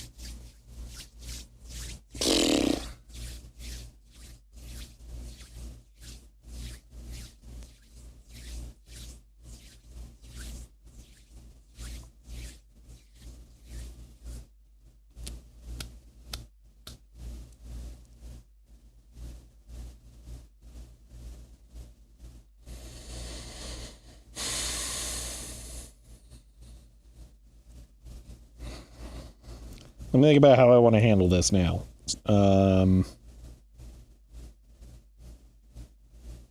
We can try the data set stuff. I don't think it's necessarily required. Just send an empty page and iterative JavaScript. Yeah.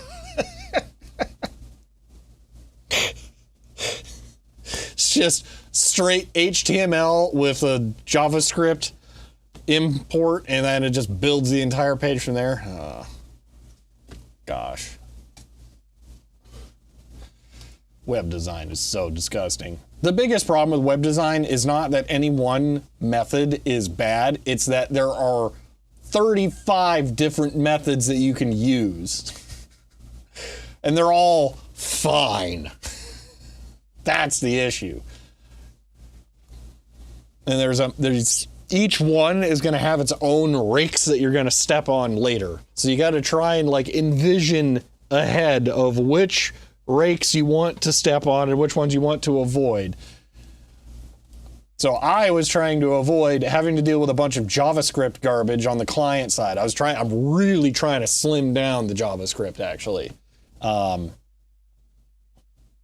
the biggest problem with PyDiskRip is mostly the client-side JavaScript. That's what I want to eliminate the majority of, which you might think of, but it looks like it was programmed by the Craigslist developers. How is there that much JavaScript? And the reality is that there is JavaScript, 3 different JavaScript timers running in the background all the time, constantly rewriting the DOM elements on the front end of PyDiskRip. You just don't even see it because of how simple it is. If I do diskrip, and then settings here, all right, and we add the web page, and I load it, and we go to the network analyzer, okay, it is constantly reaching out, rewriting the page, doing a bunch of garbage. It is doing so much. If I select anything here, it gets rewritten in 3 seconds because it's so full of repetitive JavaScript stuff that's just going and going and going. So I was trying to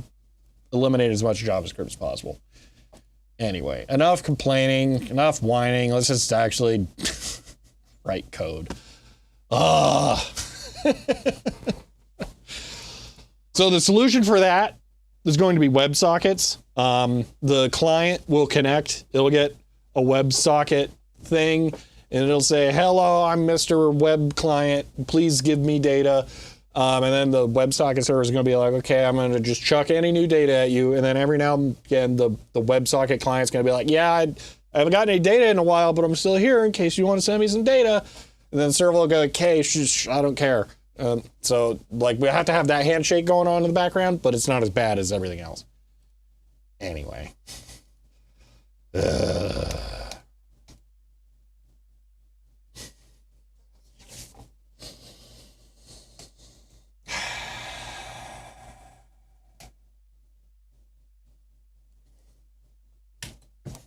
Let's make our evil JSON form preprocessor.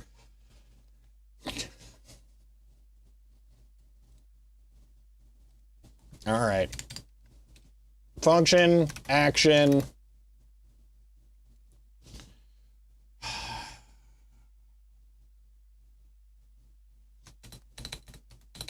Save, config,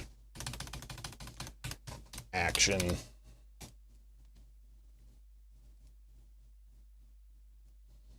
You know what? I'm gonna do this.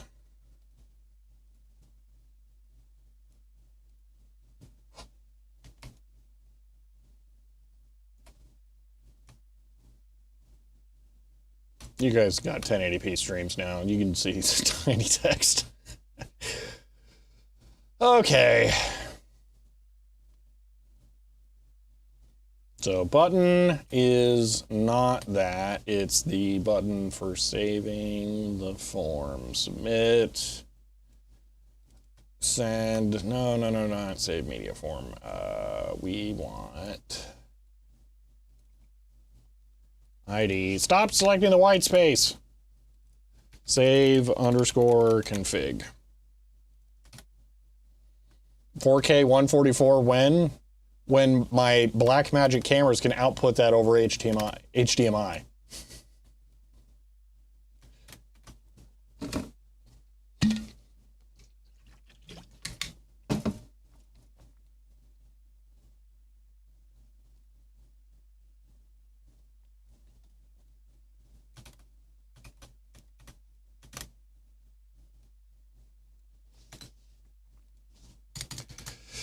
Okay, let's go to the, can I break this out into a separate project? Why does this not just take me to repositories? Hold on, home, projects, and then JSON, let's see. Nope, okay, so it's under Pi disk rip.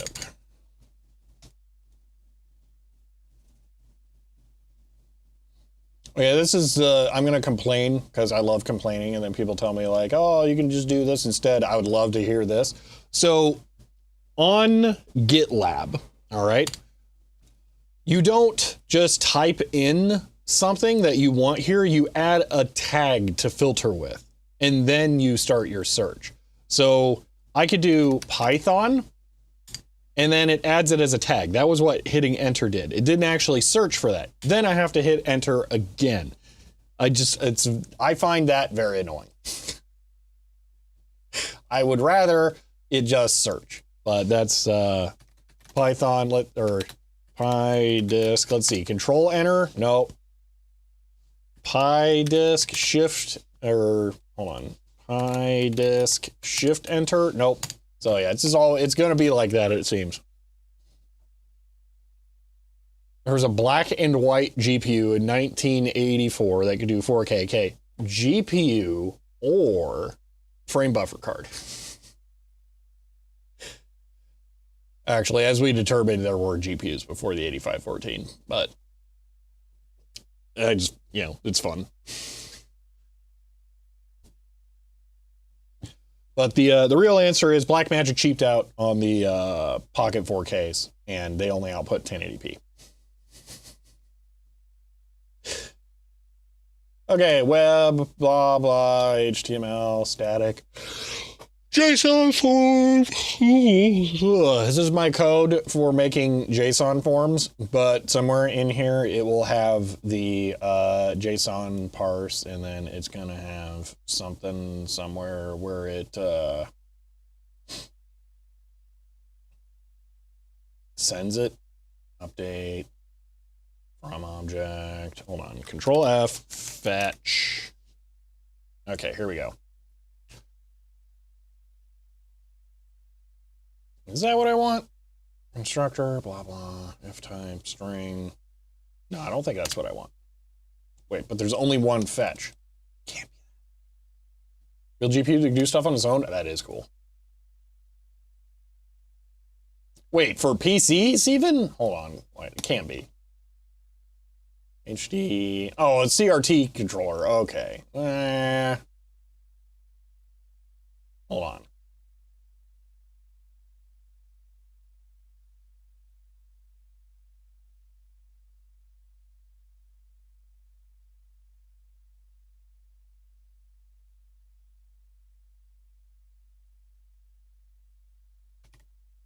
What, yeah, give me one of them.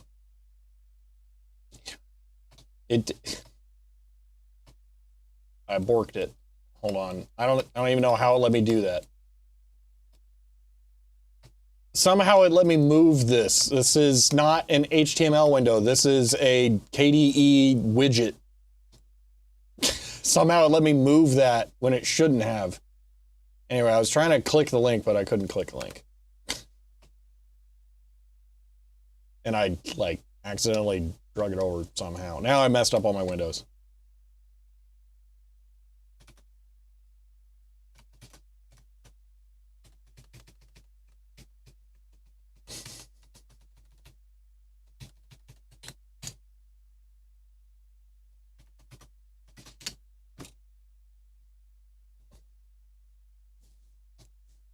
That's a monster.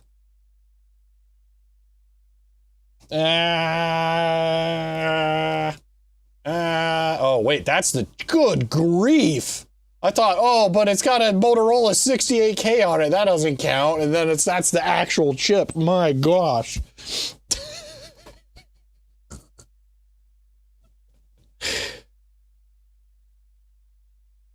What on earth? Okay, but like,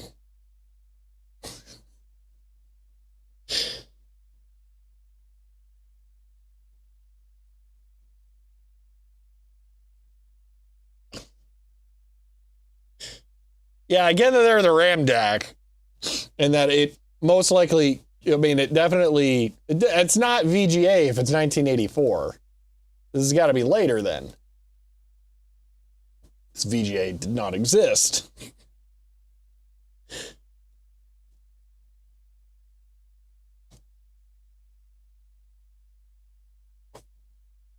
New black magic cameras, 10 gigabit E and NVMe. Can they record directly to a network share? Because it's actually shockingly easy to get NVMe going on my cameras.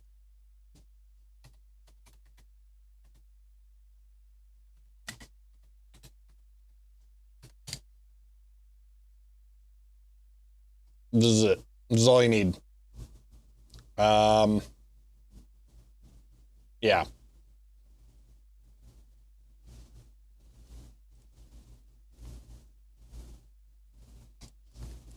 Take the these cards I guarantee suck. Not that there's anything wrong with them, they're not gonna be useful for anything at all, ever. So this one's the only one I believe is because of that port. Also, I kind of love that this is a 2-card slot. This one I bet is probably closer to 84. Documentation, dip switch settings, chip dock.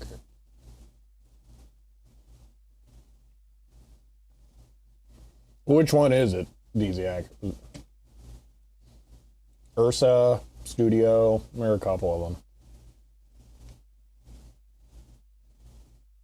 Downside is, I think that the Pocket 4K is the only one that uses Micro Four Thirds. Upside is, I've only bought one Micro Four Thirds lens, and I would probably continue using the Pocket 4Ks.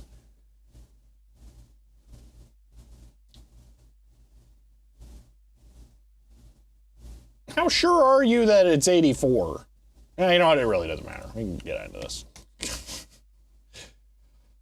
Why Ursa 17K, not 16? I'm aware of a 16.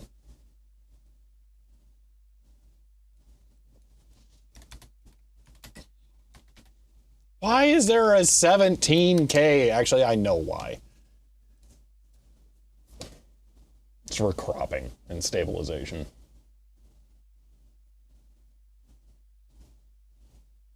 Okay, but if it's on that, it's probably on the 12 as well. Because you know what camera I'm buying if I'm spending that much money. And it ain't that. It's yes.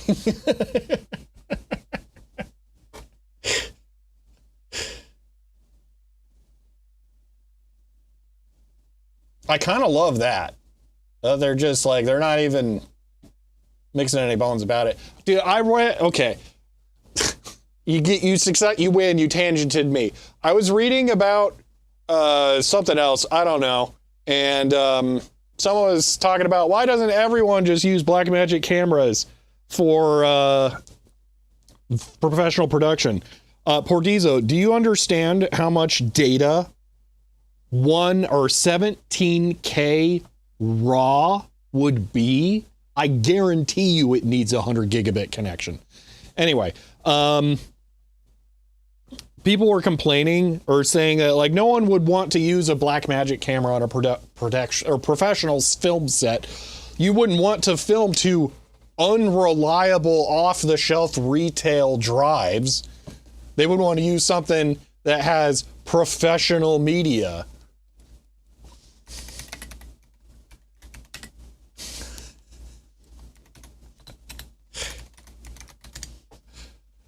You know, like a red M-SATA drive.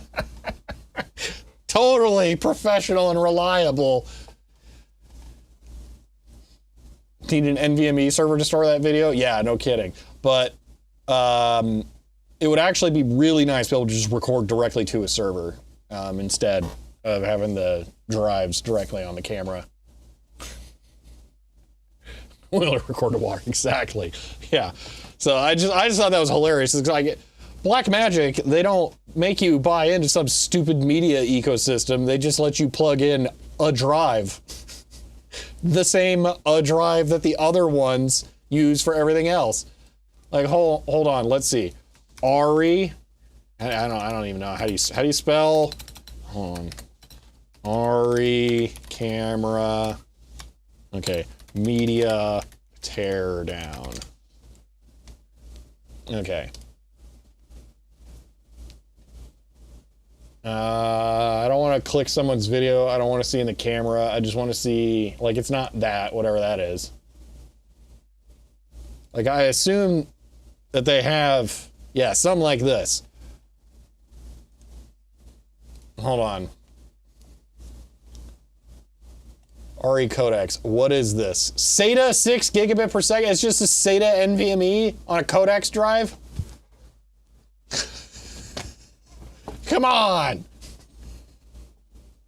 That's just a passive adapter.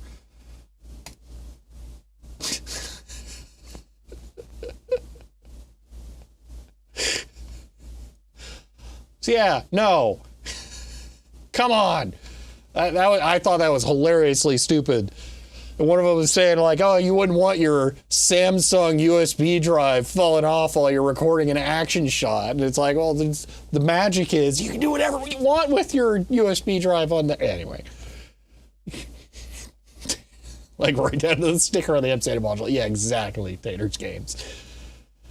Anyway, there are actually good deals. Like the Ursa 12K OL PF. Look at this. That was... Wait, I saw this for 4K the other day. Yeah, where do I get that price? Was that on used? Oh, okay. Like this? All right. This would be incredible.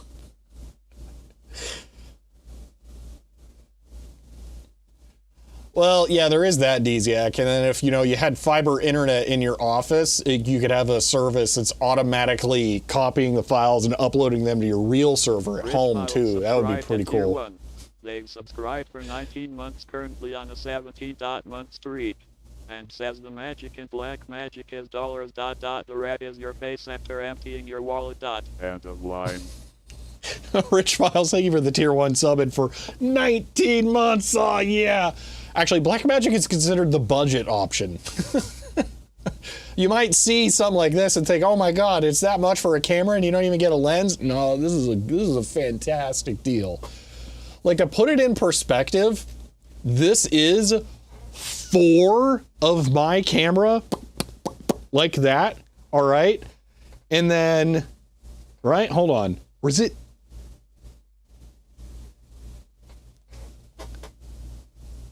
Is it 9 of my cameras? It's 9 of my cameras. Okay, like that, in resolution for 3x the price. It's a bargain.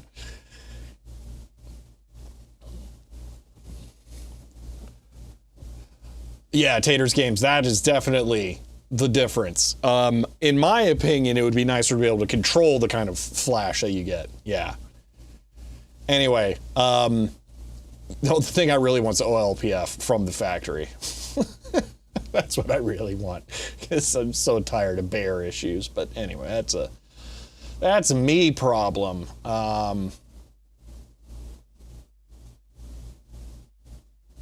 Flexible high bandwidth, built-in CFast, UHS-2 SD, super speed, USB-C expansion port, record RAW on 2 card, record across 2 cards simultaneously. Intriguing. At an impressive 900 to 2... Wait, is it... Does it raid the cards? What? Why?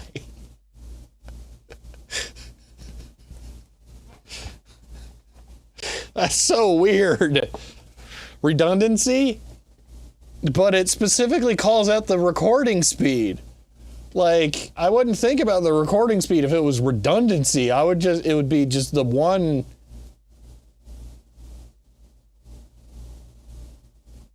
Yeah, I think it RAID zeros them.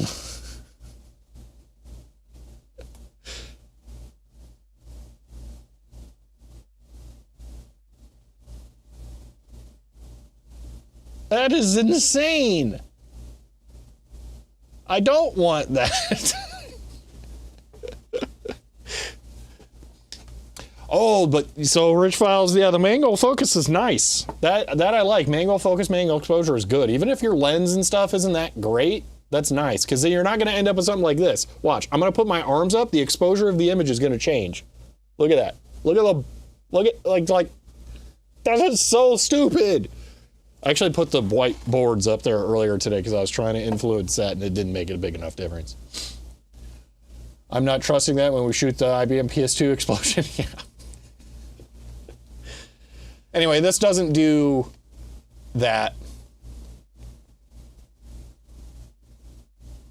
Why call out speed for RAID 0? Specs. We might have to go to the actual Blackmagic page for this. Yeah, hold on. It's not like OLPF version's gonna matter. You'll understand in a moment. Tech specs. All right. Supported codecs. Here we go.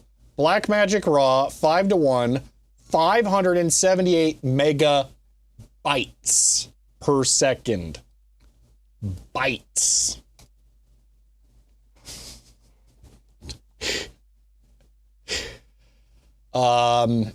These record up to 1.1 gigabytes per second at Q0. So that's why speed. The cameras will just take the raw information that the sensor has and then just dump it to the card per frame. So that's how you get the level of visual control that I get on that. We do not need that kind of visual resolution. It's not that simple, taters. No one is publishing 12K, but you get cropping, you get pixel binning, you get image stabilization, and you get pixel, what's the best way to phrase this? Averaging. So let's say you film in 12K, you want to publish in 4K, you have the full frame like recorded and it's good. You can cut that frame size. Each pixel can be an average of 9 pixels. So any sensor noise that you get will be eliminated by 9 times. Digital zoom without pixel loss, and not as big of a fan of that. Yeah, no, so I feel like the industry going, actually, no, we don't want to do 8K kind of shows that there's never going to be more than 4K, thankfully. So, probably helps with hot pixels. Yeah. That's pixel binning? No. Pixel binning is where, let's say you have a dead pixel, you can average around it. Or wait, is that pixel binning? Maybe that's pixel binning. I don't know. There's a lot of different terms for individual pixels. How many children's does this cost? That's why I was showing $4,000 for a used one right here. Like, it hurts a lot, but it's not unattainable. If you're like doing video stuff constantly. Samsung 4J. Taters.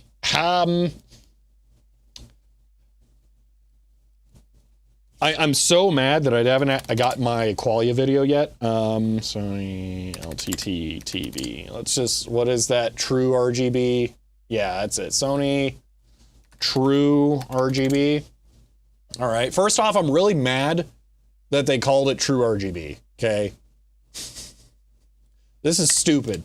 Why did they call it True RGB? They already own Triluminos, which, such a better name. Why is there no...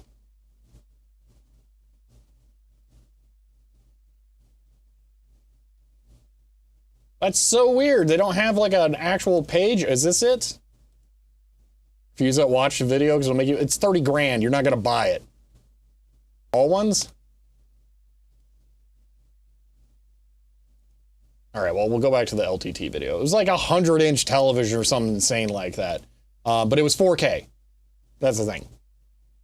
3 months ago, that's not it. That's the one. 115-inch True RGB. This television is 4K at 115 inches. That's what I'm saying. Sony Bravia 9 Mark II. Let's look this up. 4K, 115 inches. 30 grand, 4K. So what I'm saying is, yeah, Rich Files, there's no way on earth I would ever buy this TV until I can find it at Goodwill. And you might think, ha ha ha, no one would ever buy that television at Goodwill. Qualia 05.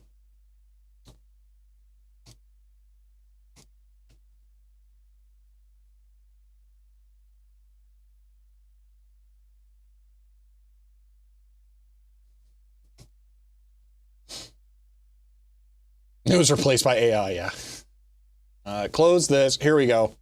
So, Sony Qualia 005 TV will be available for $12,000 in 2005.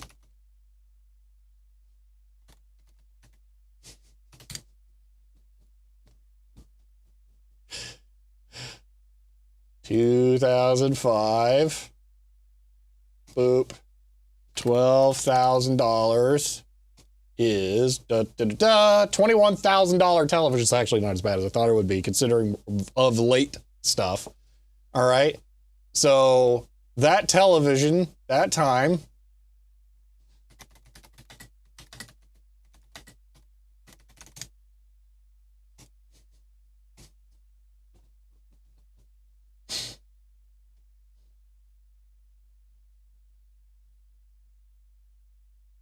there it is. There's the Qualia 005. I got that TV at Goodwill. So, Goodwill when? In today's money, that is a $20,000 television. Got it at Goodwill.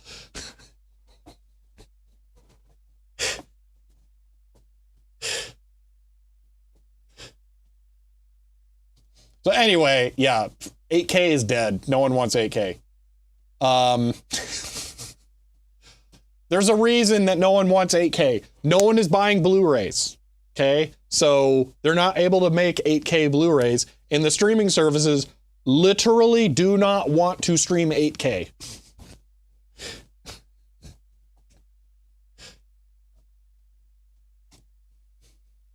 So 8K is dead. Anyway, want. The OLPF, by the way, means that the image doesn't look like garbage.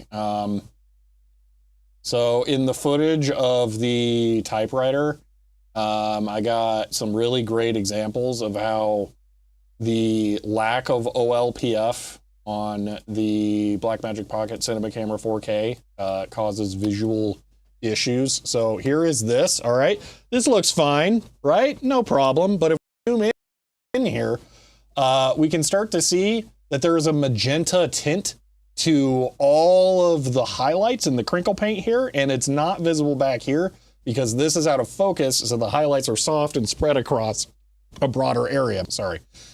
This has no filtering, which means if I have a contrast or a saturation and contrast enhanced version, you can see all the magenta bare pixel issues that are happening here. So this just happens with every single shot that I have with my camera. And OLPF, kind of like the out of focus area back here, takes, they're insane.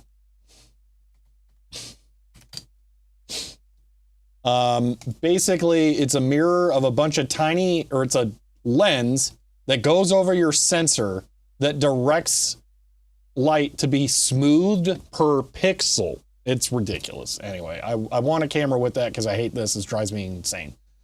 Yes, I use Blackmagic Pocket Cinema Camera 4Ks for streaming. Not this camera. That's just a Logitech Brio 4K. Today we're not using them though, because it turns out I cannot use them for this exact setup. Anyway, let me catch up here.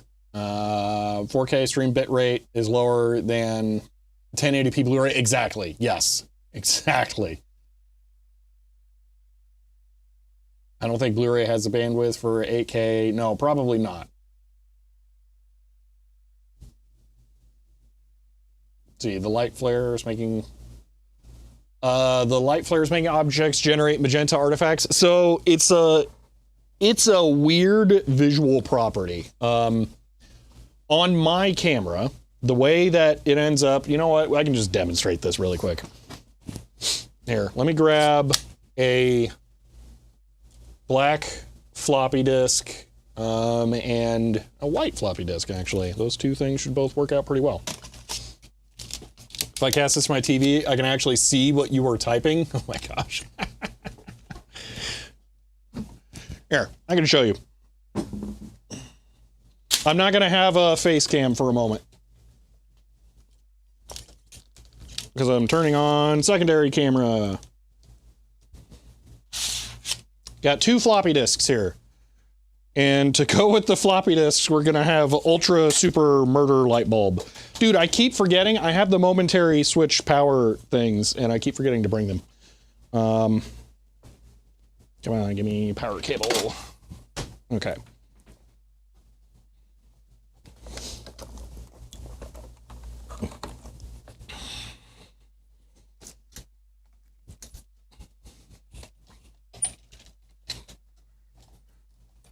All right, you've seen light bulb, but have you seen second light bulb?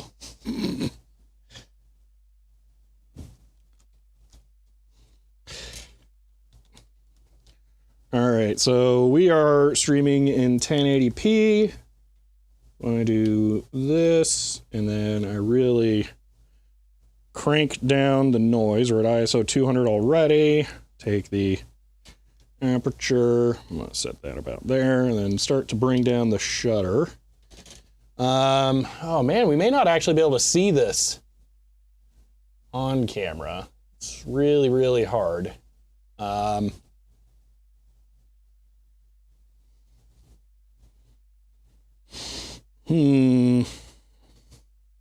Mess with the white balance a little bit here. Oh yeah, we may not be able to see it on camera. That's a shame. Can't see it in real time. There's a chance that the HDMI processed output does some weird stuff that makes it not easily visible. Let me try a couple more things. So if I reduce...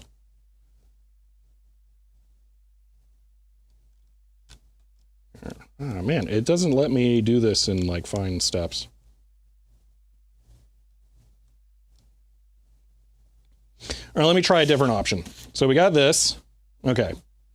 So first, I'm going to white balance to this disk. I'm going to auto white balance. Boom, auto white balance. Okay. Now we have this one. All right. It looks kind of, actually I'm going to auto white balance to this. I'm going to out of focus. Auto white balance, there we go. Now I'm gonna refocus. And I'm gonna really get in there. Zoom in. And then what I'm gonna do is I'm gonna take the light and I'm gonna put it at a harsh angle.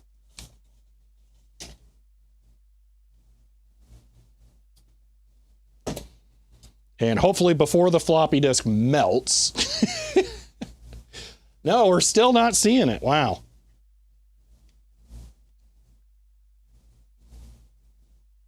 I was expecting it to turn slightly purple. Oh, maybe right there?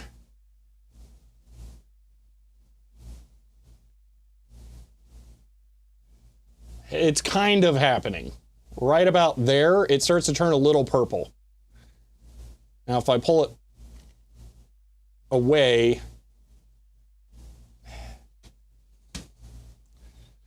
Wow, it really is gonna melt that floppy though at that proximity to the light. That's a 250 watt LED bulb. It's not messing around.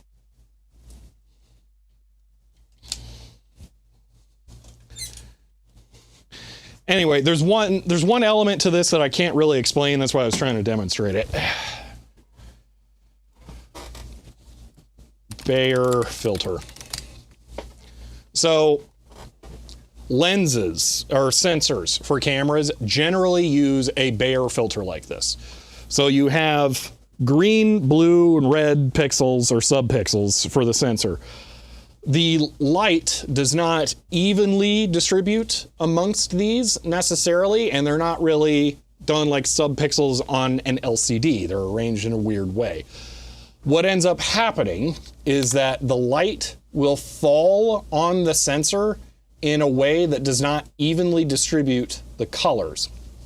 And you will get moire patterns that show up that will cause colors to fringe in certain ways. So Bayer filter, magenta, highlight. I don't know if we can find a good example image of this. Now, once you know to look for it, it ruins you.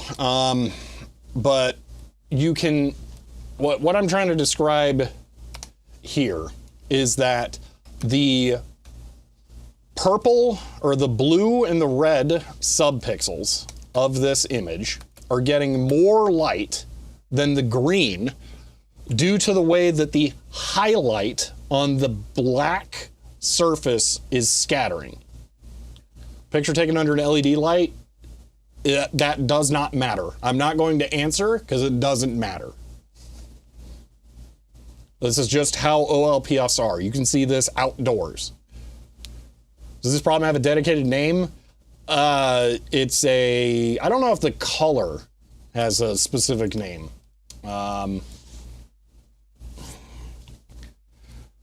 Bayer color moire.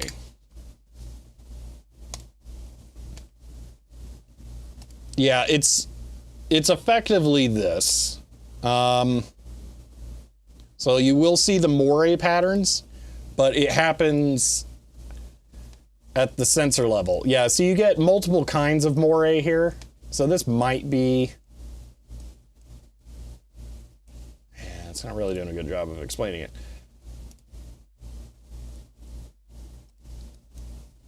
So yeah, if you... 404, go, cool.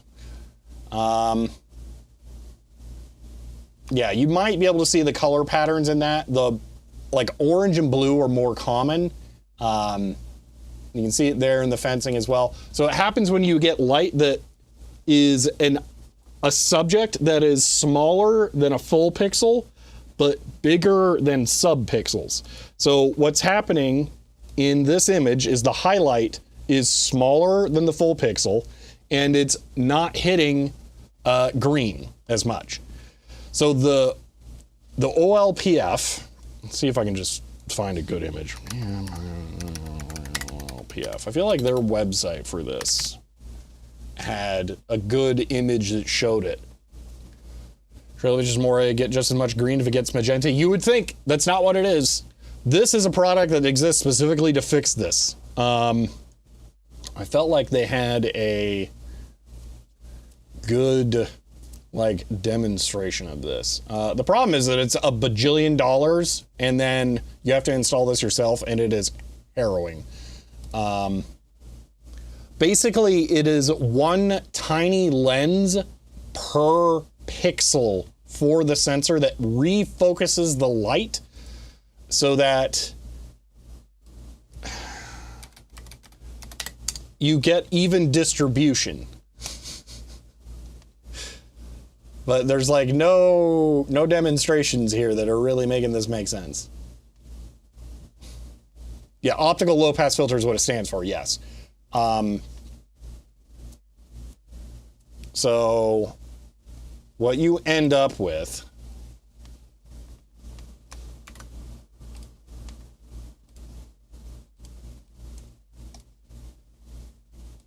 is a piece of glass. Let's pretend it has a flat back, but then the front will have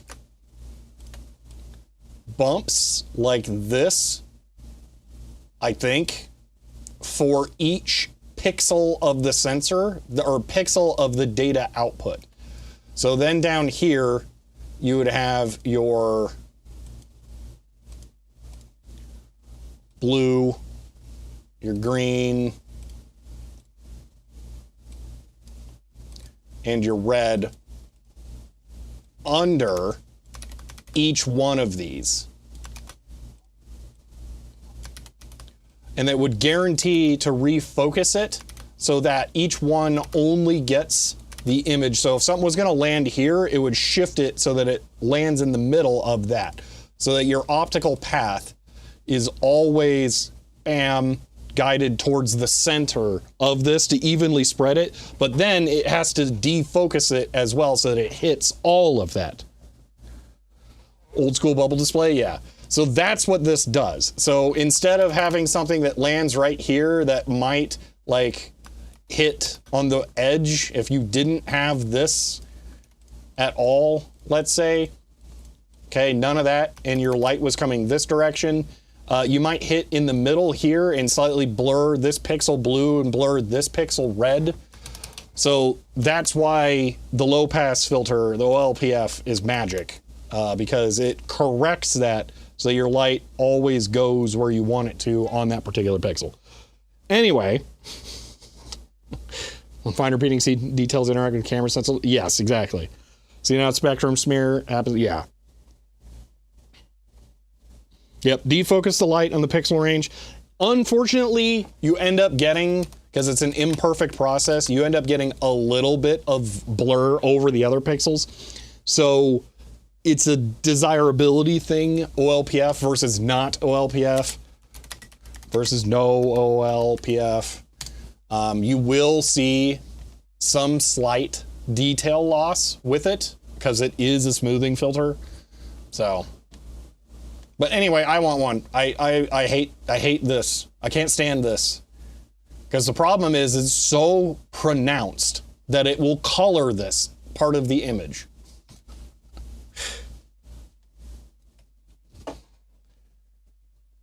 So, yeah.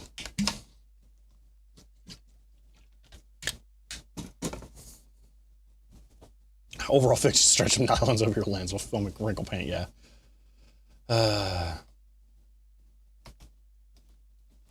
I don't know how we got into that topic. We went drives. How did we get on drives? Because it was drives to camera, or did we start with cameras? And then we went to drives, but then back to the cameras. It doesn't matter. What were we doing? I was crying because I was going to have to do JavaScript form preprocessing. That was it. Nice 40-minute tangent there, yeah. Where we almost melted some floppy disks with a light bulb. Cheap fix, use worse camera. True. To a point. All cameras will have that issue. It's just down to what size objects cause the bare issue, or garbage lens. I mean, I can just put a worse lens on there, or a blur filter for it. Well, you can get that same effect on lower resolution items. I'm pretty sure I have some footage from my 1080p Nikon D5300 that has that issue. It's only curable with an OLPF. All sensors will have that problem. Rabbit hole to avoid JavaScript. Anything is better than JavaScript. Yep. Finer resolution moire. The worse any moire will be. I'm not going to agree. Because when you reduce the size of your sensor subpixels, bigger moire will now be fully captured. So filming a CRT, filming a CRT. I don't have like a good reference of this. Everyone's going to be focused on rolling shutter. They're not going to even care about the color mask. Filming CRT moire. So anyone actually, yeah, this. Okay. So let's look at this image here. Because you'll notice that you get these circles that appear. The inside of this is probably fine, and then you'll get to the outside and it will also be fine there. It's only a specific range that matters. So he can fix this by either slightly unfocusing his camera. That's the easiest way to do it. Or moving it much closer or much farther away. But generally, the resolution of the camera is not quite compatible with getting really close or really far away. So you end up just kind of stuck here because the sub-pixel detail of CRTs is right in that area where we like struggle. So if I took like a super high photo or resolution photo with my phone, the 200 megapixel sensor, if it's not like completely fake, then that won't be an issue because it's so much higher resolution. But yeah, that's always a problem. That effect is perfect for the architect scene in The Matrix, yeah. So if I got the 12K camera, not that I am, it may not have the bare issue at a scale with details that I'm actually looking at. It might be more likely to happen with clothing from farther away, but it wouldn't happen with that typewriter at that distance, for example. Yes, or getting a lower resolution camera. That's also a solution.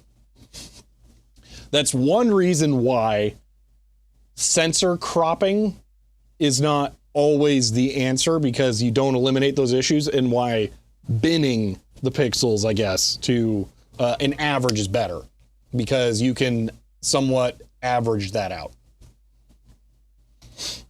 That's why when you want to film people that wear mesh clothing, you club them to death, yes. Could do CRT pixel capture from across the room.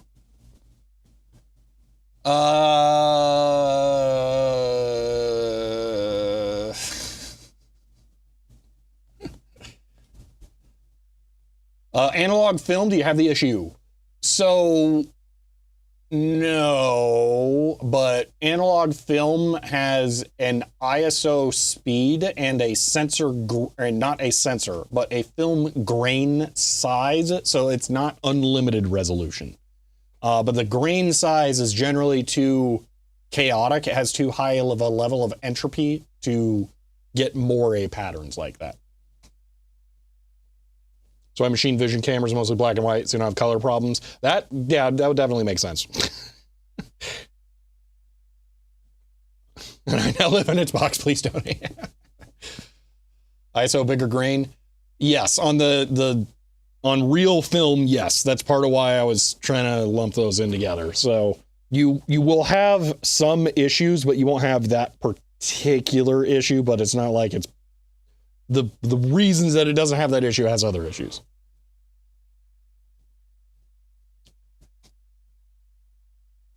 So there's a real chance that the jump from 4K to 12K is not enough to actually fix any of the issues that I have. I don't know.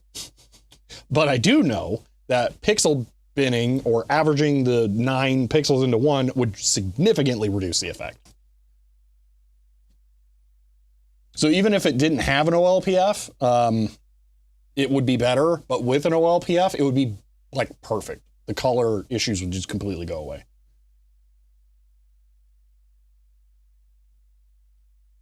If the way you do it doesn't act like a proper low pass filter, can cause aliasing again, but with no color fringing. So what would happen?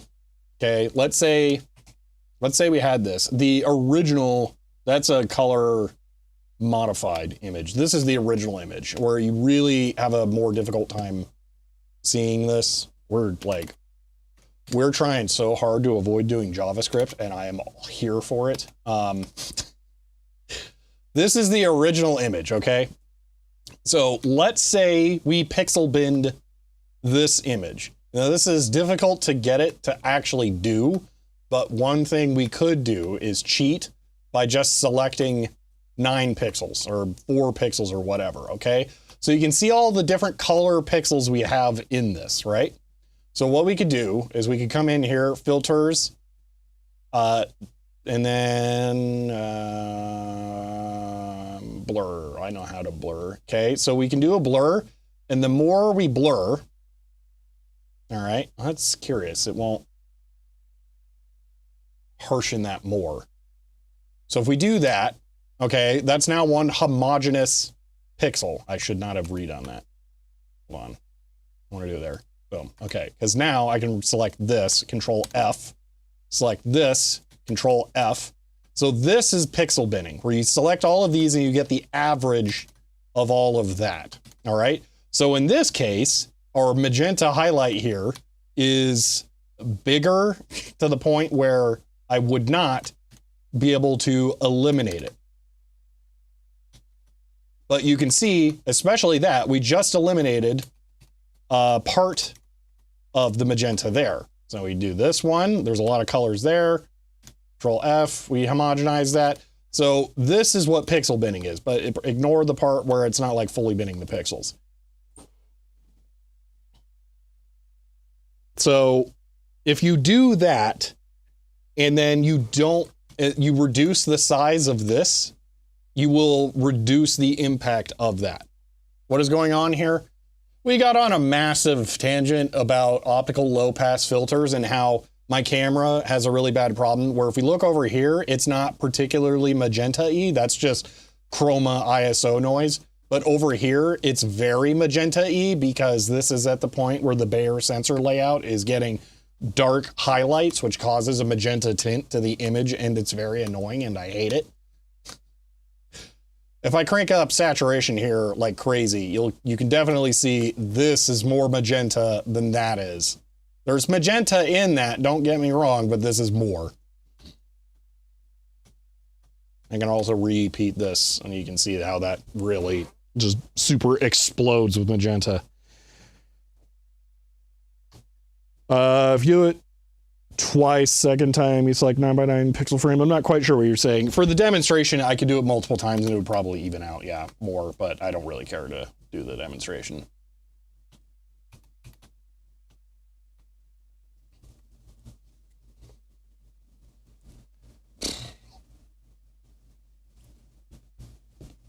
Or they go back to, yeah. Just go back to Nuvicons.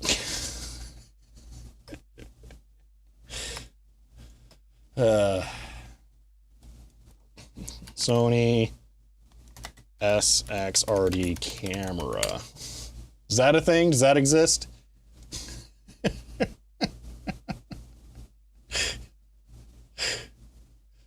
So Sony SXRD TV. All right, so this was a projection TV. Optical block. It was a projection TV that has 3 different monochrome sensor lenses. There's one here, and I forget where the other one is. Let's just pretend it's right here. And it bounces a light that's back here off of all 3 of them, and then it uses optics to merge them before they go out to the main lens to that.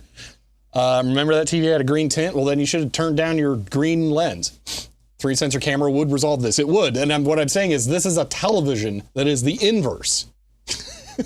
This has 3 monochrome lenses, or 3 monochrome sensor, or LCDs in here that it puts the light through, and then it converges them onto the screen. It is the LCD equivalent of a CRT for projection TVs. These were famous because the blue light filter one would die horrifically. They got a yellow tint is what I believe Dziak is remembering. So it was a thing actually to get extra SXRD chips and then put them into the blue one after they failed. Oh, this might actually show this better. But yeah, it makes sense a projector still do that because it will yield, well, the best visual quality. Yeah, it's just kind of funny. So we just need that in a camera, but a color CRT camera will probably do that. Oh, unless it does that, my gosh. Okay, or you could do it that way and then just make everyone hate you.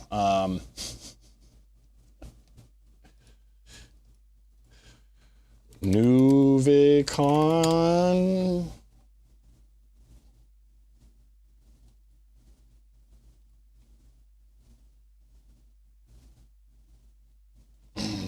Vidicon. There we go. Color, CRT, 3 sensors. There'll be some kind of prism in there that breaks out the light. Yeah.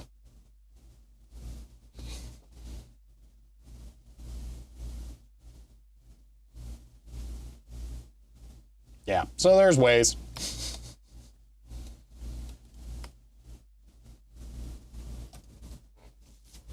But that's not how we do cameras.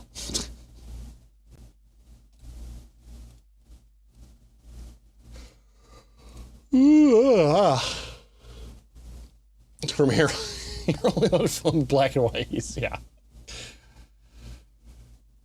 3 LCD projection TVs 2008 with a spider, and it always had a slight green tint. That's weird.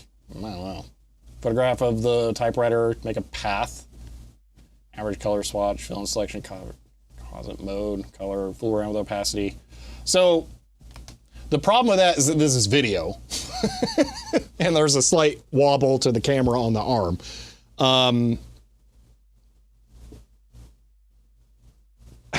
In that the issue is it's more evil than you realize because it will happen without you noticing. Like on the typewriter, the texture is so small, it's such a fine thing, and it's very faint. So you don't really notice it. And then you go like white balance, like, oh yeah, that's black, let me white balance on that.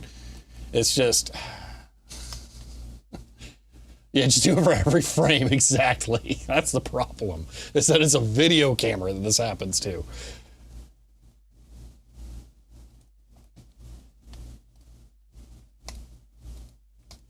All right, what can we be distracted by next? I don't want to do any JavaScript today.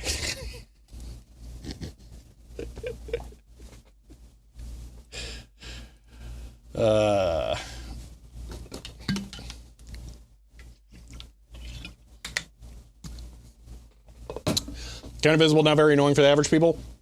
It's less that I think is going to be a problem for the average person because there's a really good chance, especially on the not saturation highlighted version, that the discrete cosine transform encoding of the JPEG video rendering process will average it out and you won't even see it. But when I'm doing color correction, I have to try and account for that because it's there. Like, you can see the difference between this being magenta and this not being magenta. If I white balance to this, I screwed it up. So, yeah. I just sanded the wrinkle paint off this typewriter and used that matte gray instead.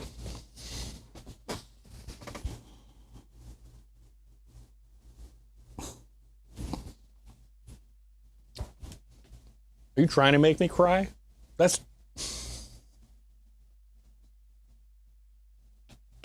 I'm just going to pretend I didn't read that.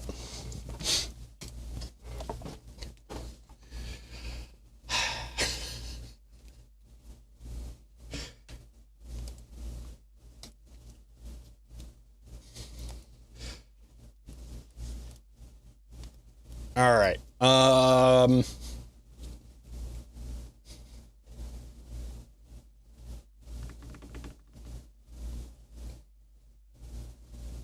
It's cracked, trash, rusty. Yeah, it's fair. I would consider doing it for my comptometer, which is really bad shape. It's so bad, I didn't actually realize that it was supposed to be wrinkle paint or crinkle paint everywhere. Belgiumet says he said he sanded the wrinkle paint off and used flat matte gray instead. Hope this helps. CHER 100. End of line. I'm glad that cost you money, Ben. It also been painted over in beige? Okay, well, it sounds like it was really a lost cause.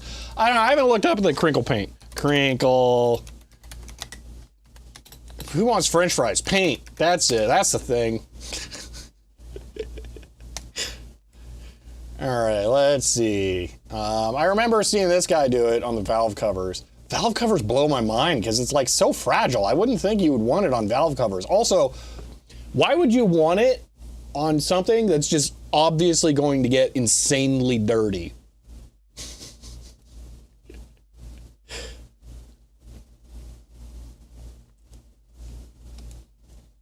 Also, I don't really want it in black. Valve covers, roll bars, bumpers.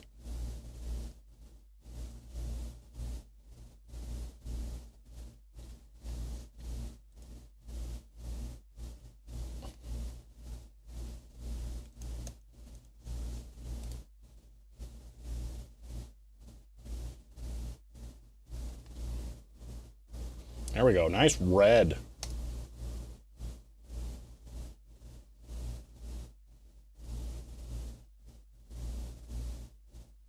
I kind of like the gray. Oh, touch points. That's a terrible idea. No, don't do that.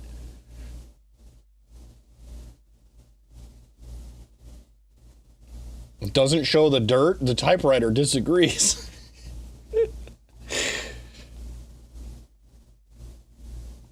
It's really funny. You can tell when they're using a small sensor because of the way that it. Says I want my bumper pre-crinkled, so I use crinkle paint CHER 100. End of line.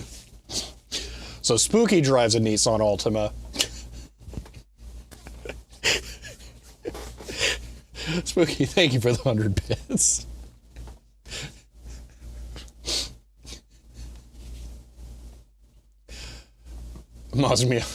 Mazda Speed Miata is factory crinkle valve cover. Spaukin is gifting 5 tier 1 subs to Tech Painter's community. They've gifted a total of 280 in the channel. End of line. Spooky, thank you for the 5 gifted subs. I really appreciate that.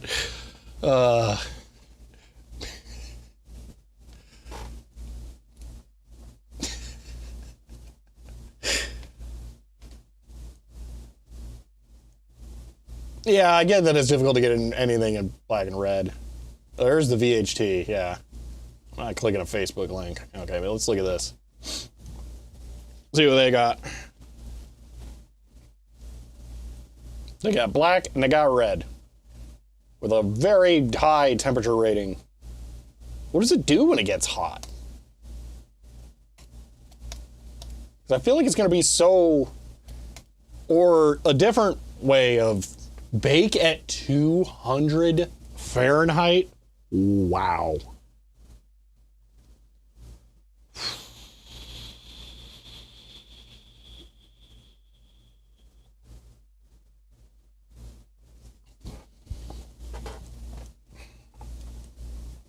How much is it?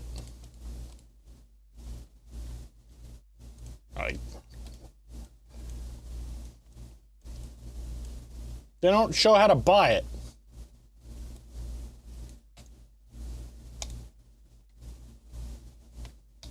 There we go. Oh, it's really not even that much. Get out of here, stupid AI garbage.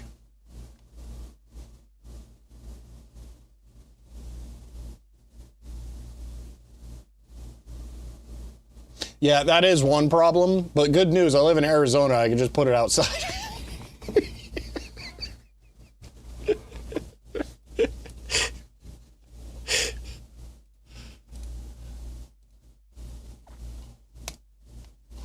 I'll just put it on my dashboard. Done.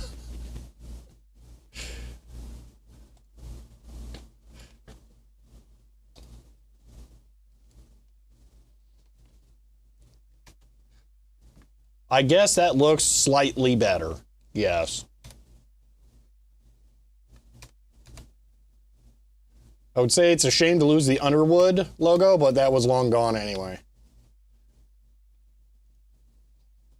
Yeah, the paint fume stink. I just gotta find someone else's car to do it in, that's all. If there was a pastel green, I would be down for that, but no, I don't see that. Because this is just regular old paint. It's not if there was a purple crinkle paint, literally everything I own would be made out of, would be covered in crinkle paint. It would be obscene. There's a good thing there is not a purple crinkle paint. Pull out my phone, the back of it would be purple crinkle paint. Take out, you got the black magic on the arm, that's bright purple crinkle paint.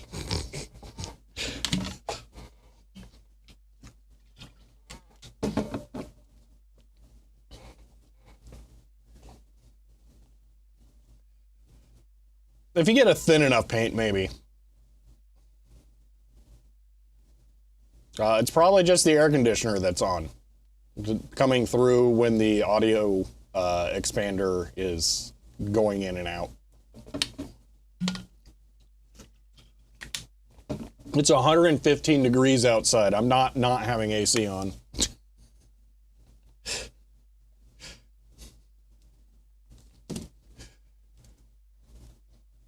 Paint over with another color. If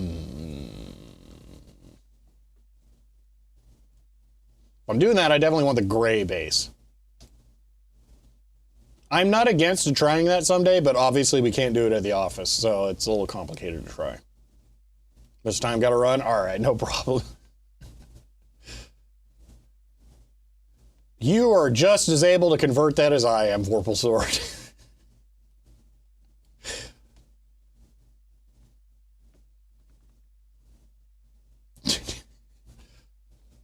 Krylon has a hammered finish. Oh, I know what you're talking about now. Yeah, I know, that's good. It's not as good as crinkle paint, though. Sorry. Hammered finish just kind of looks like spray paint version of marble.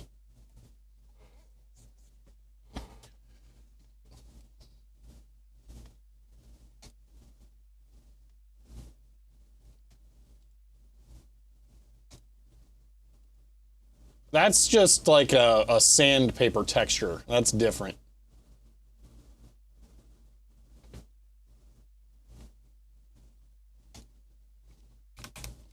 Vorpal Sword, there is literally no way for me to know what the temperature is in Celsius. It is never provided that way in the United States, so no.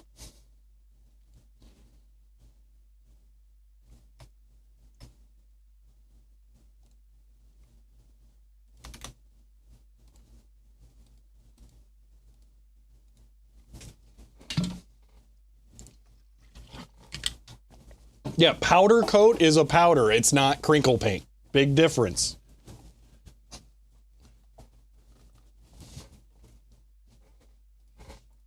Okay. Still have to do this, darn. Okay.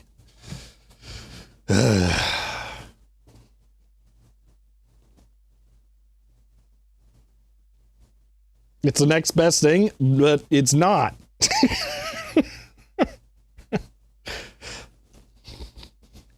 That's like saying tea is the next best thing to coffee. No, they're not even close.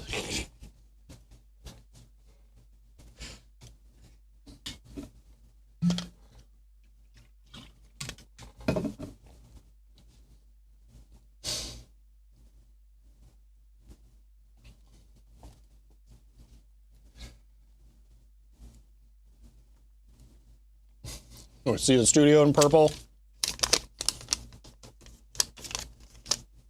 There you go. That's as close as you're getting. Okay, so if I'm doing this as JavaScript preprocessed,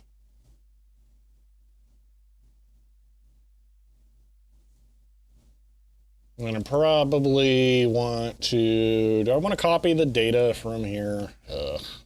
Where is it? This one?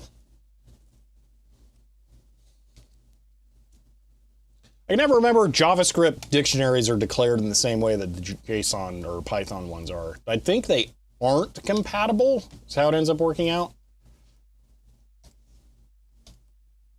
Let's see. Is there a data thing in here?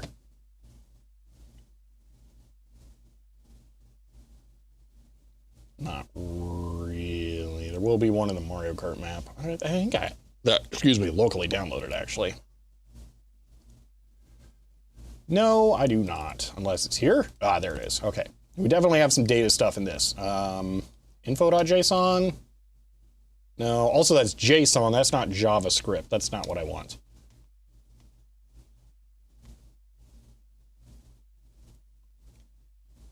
JavaScript. Quick, another tangent. Data.js. Here we go. Okay. I don't know. Yeah, that looks pretty JSON-y. Okay. So as long as we swap none with null, and then lowercase true and false, I think we're good to do it this way. And then just copy and paste.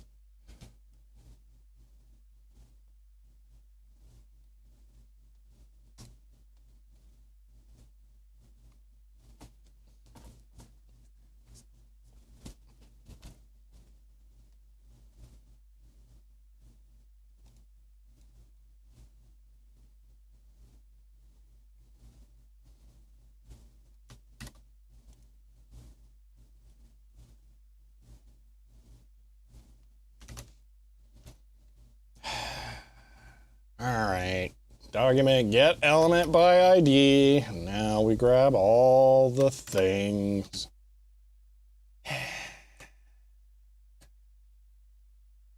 Yeah, I'll start telling you temperatures in C when you upgrade to C++. I only want object-oriented temperatures.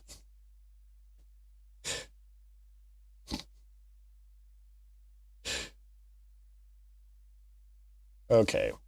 Web config port. Boop.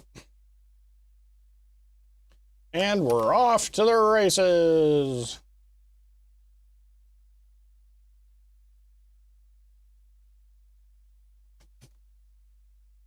Okay, IP equals that. Project output path equals this.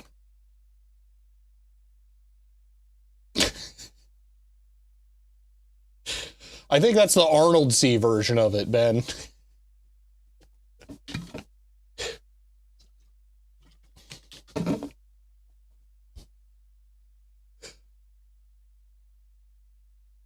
That's where you have the C macro processor.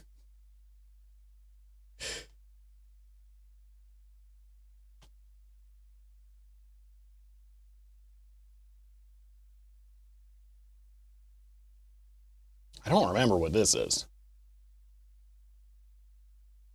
Big timestamp, job defaults. That's an if statement. Okay. That's right. I had to really think about that. That was a little too Python-y for a moment there. Okay. Timestamp prefix. I think this is one where we have to check checked, right? Not value, because I think value returns like the name or something stupid. And I don't want that. I actually want this.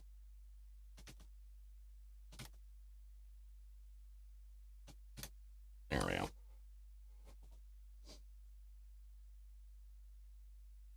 Not available in the US yet. All kinds of colored crinkle. Ooh.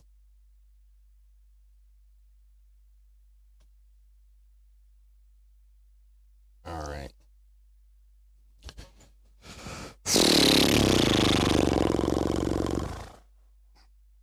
I think that's good for all of that. Oh, wait, we probably want this. I forget why you have to do this, but we probably want that. That's a JavaScript thing that I remember. I forget. I think this means that it's mutable or something. I don't remember. Stupid JavaScript.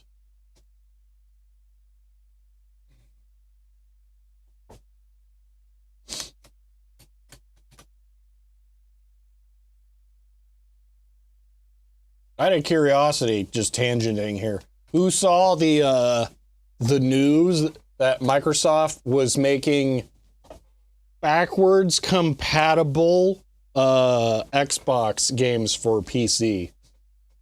And who thought the first thing after that is I should look up what the emulation scene is like? Because ain't no way I'm giving Microsoft more money for the same game under the guise of, oh, it fell off, oh, shucks, darn, under the guise of it being backwards compatible.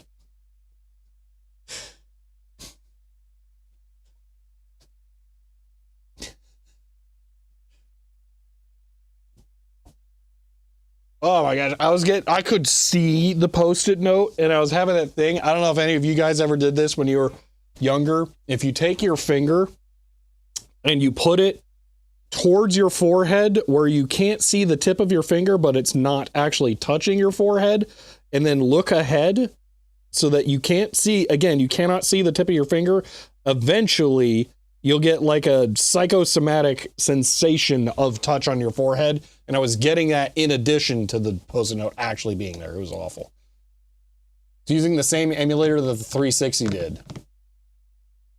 Is interesting. So they're actually making Windows backwards compatible with the 360 is what I'm hearing. See, Conker's Live and Reloaded, yeah, that's cool and all. That's fun. When they get Fable 2 running on PC, then I might be willing to boot up Windows 11.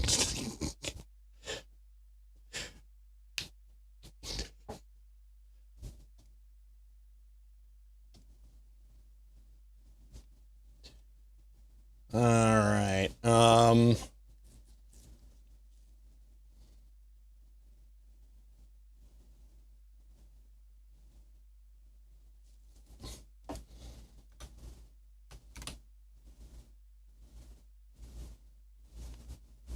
Probably want to read this.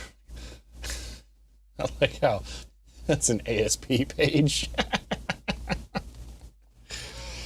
I think I won't read it, and we'll just have it be a dice roll. It runs a 360 emulator running the classic Xbox emulator. That is horrible. Did Digital Foundry or someone do a video on it already? Is that how we know that? Or maybe Modern Vintage, not Modern Vintage, no, it is Modern Vintage Gamer. Did they do a video on it? I don't know, I'm just curious if someone did yet. I was very curious to see the technical implementation details of that. But I didn't think it would be that stupid.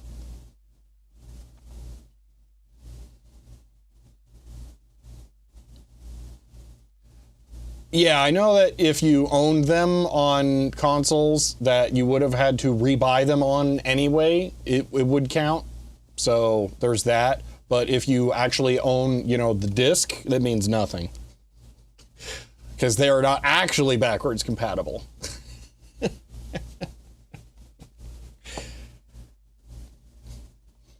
If it's that stupid and it works, it ain't stupid. There's varying levels of works. It needing 8 gigs of VRAM to run an original Xbox game tells you that it's pretty darn stupid.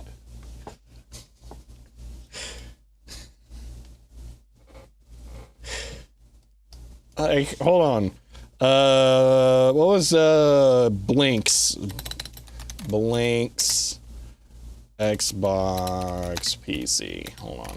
That's just because that's the one that I know that won't be like terms of service. Okay, let's see. Where's the system requirements at? Show more. No, come on, where is it? Or did they not release that one yet?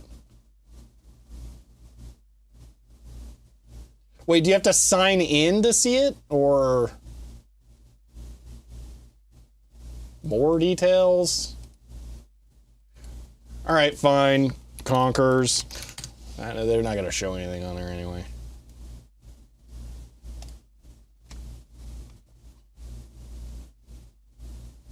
Is it under more? Where is it? Here we go. Video memory. Okay, 4 gigs or 8 gigs. Okay.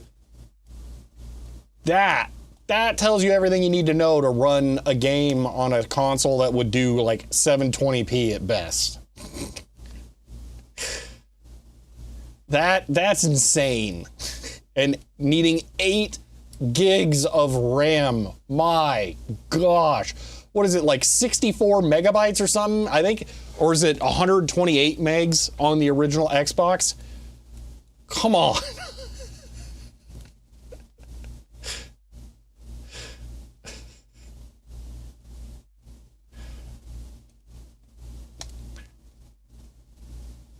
Minimums are also the minimums for Windows in general? I don't think so. I doubt that Windows needs 4 gigs of VRAM. Classic had 64 megabyte if you upgraded it. Okay, yeah, so even worse.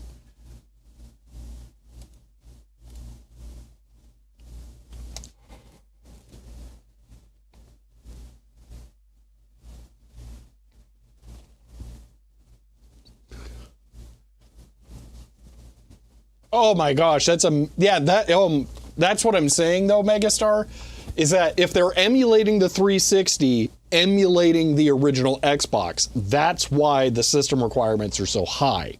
I'm saying they're double emulating. It's adding multiple layers to it. That's why the performance requirements are so high.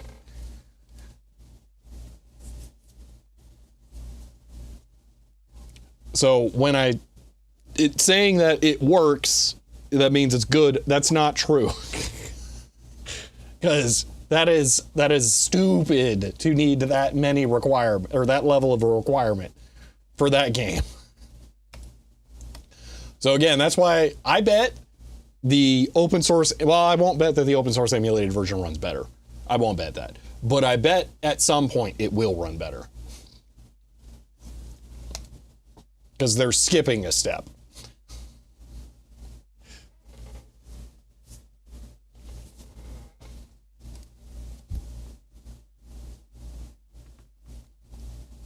DZX, I think that's how they did it in the first place.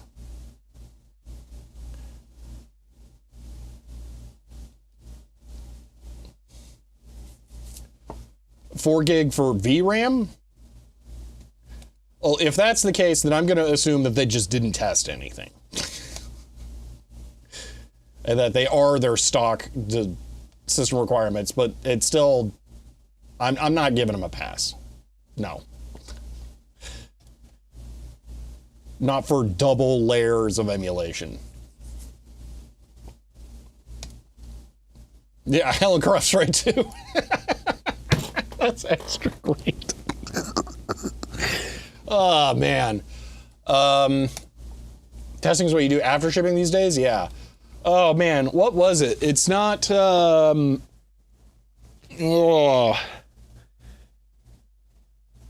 some reason, Turok, Evolution, Xbox, recompile. For some reason, there was...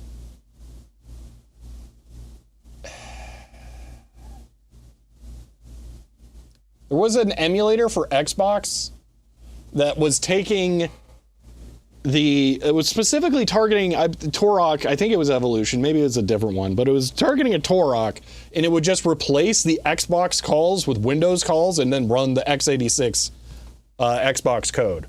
I forget what the name of it was, though, because it wasn't the main Xbox emulator, if you look it up. But it's just funny, because, like, that was totally possible, so...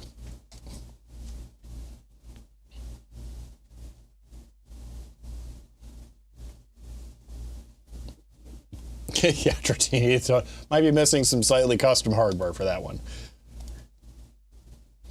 The original Xbox was literally a Pentium 3, and I forget what the GPU was. It was probably slightly CXBX, maybe? Let's see, CXBX, Turok.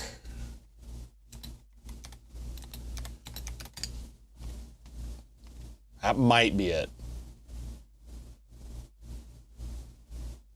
2017. Yeah, that sounds like that could be it. I don't know what Reloaded. I suspect not Reloaded is the one I was thinking. Reloaded is probably a later one that's trying to adapt it to run other things. It was an 8514, yeah. Is it GeForce 2? Basically GeForce 3? Okay. But yeah, it's just funny they didn't go that route. Because, like, yeah. Obviously. On the other hand, this lets them more generically lump in games from other systems, but yeah.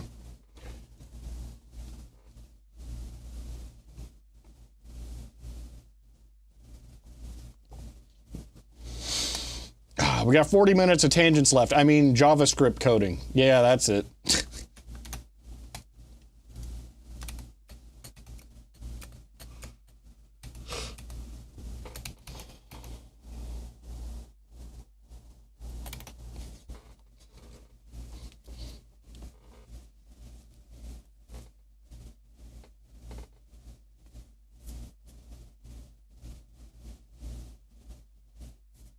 Megastar, don't even get me started on that. I cannot believe people are really that interested in the Black Flag remake.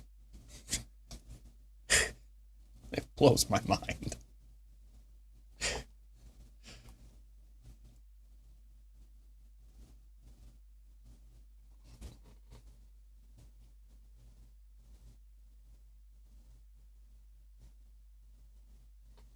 Yeah, local H, that sounds right. That's what I remember. It was hard-coded for one game.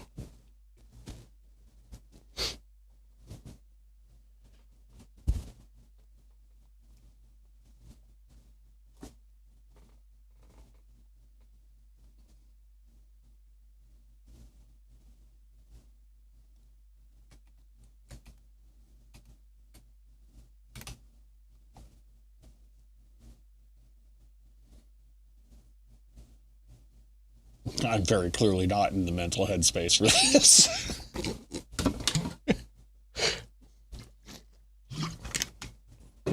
I was all ready to do it in Python.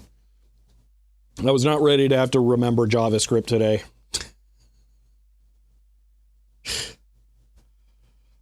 We got so close, too.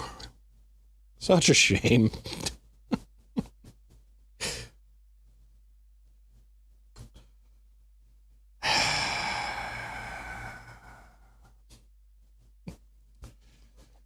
Well, Frosty Wolf, if it makes you feel any better, I think you guys got the Sony Xperia Mark 1 version 6 or whatever. We didn't in the US.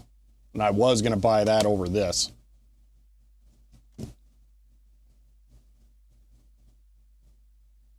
Yeah, exactly, local H. Yep. Pyodide? I have no idea what that is. Is that like an actual thing?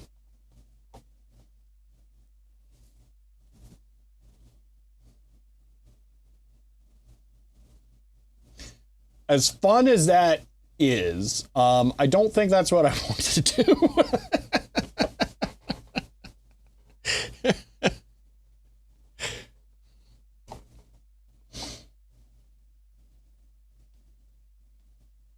It's cool nowadays, local H, is since it was decompiled, you can now just run it natively. And I demonstrated this in the Tiny Pentium PC build. Someone took the Glide API source and they ported the recompiled Mario 64 to Voodoo. So you can run it totally natively on a Voodoo too. It's awesome. It's not amazing because it was kind of like a proof of concept, but yeah. You cannot run any language you want in the web browser. What that was specifically doing was using Cython, or CPython, however you want, to compile it and then run it as WebAssembly, which is very different from running interpreted Python.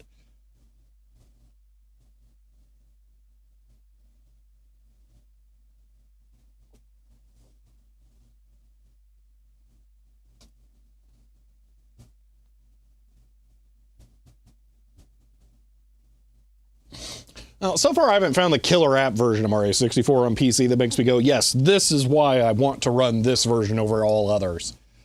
Like the Mario Builder 64 doesn't work on that. That would have been insane. Oh my gosh.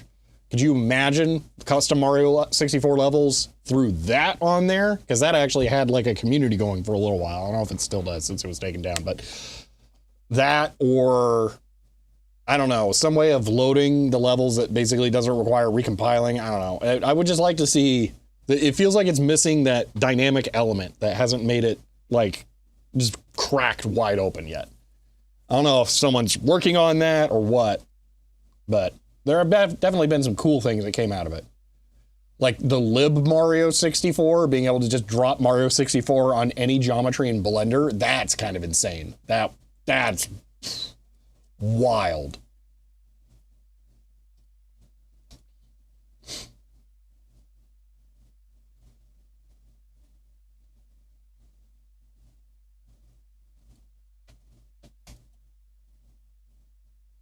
I feel like I've broken this software horrifically at this point. I really don't want to commit anything. Git diff Some of that's good. Some of that I want.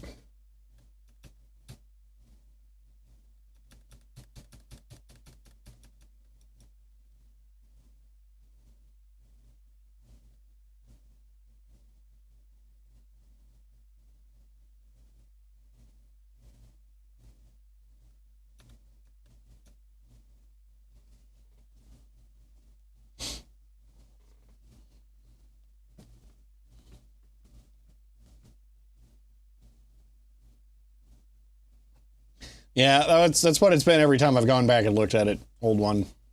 I played through Render 96. That was interesting, but not tremendously different. That's the other thing, though. They kind of almost did what I really want. I desperately want someone to integrate everything from Mario 64 DS. That I want, really bad. I would almost rather have that than the custom level stuff, because, those are already done, good levels. That would be insane. But it's going to require, completely re-implementing the new enemies and stuff. So it's a very different problem. Phew, oh, God. Phew. Ugh.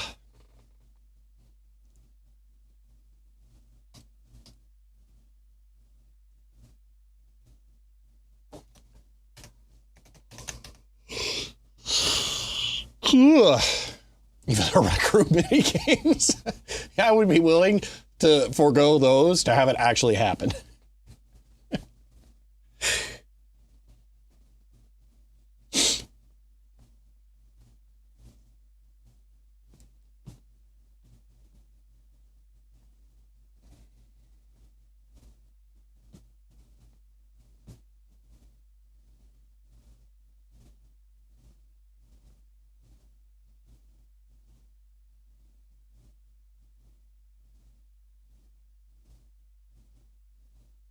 Well, Diego, I don't think you can do any of that on an S24, so no.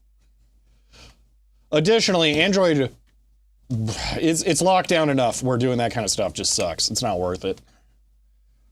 Long story short, on custom Android operating systems, if you want the camera to be good, you don't want a custom operating system. And since I actually use the camera, can't do that, because the driver binaries for the cameras are not available to the open source Android implementations. So whenever you go custom Android ROM, you gimp your camera really badly.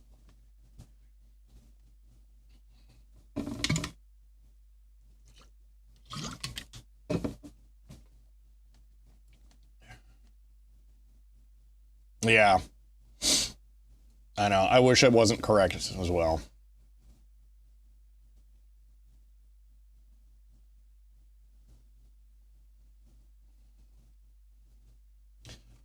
But that camera driver issue has been true for a very long time, so. Which of all the problems, that's the one I would least blame Google for. But Google is to blame for things like Android Wallet not working when you root, so.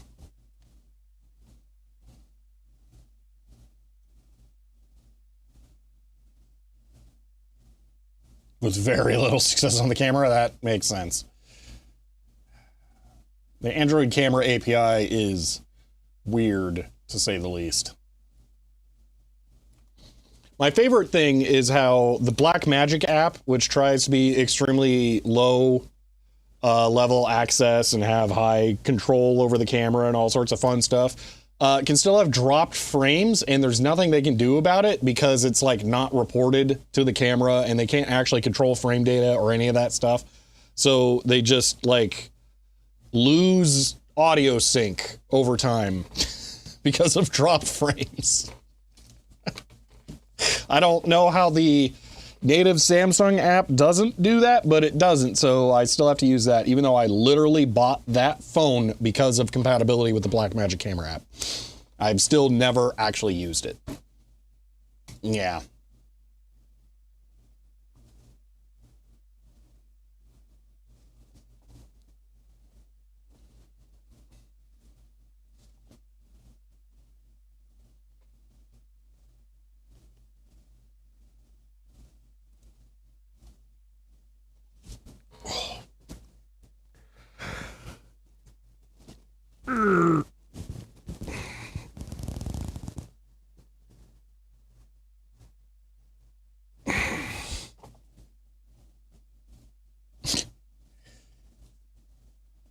Let's go ahead and commit. I don't know.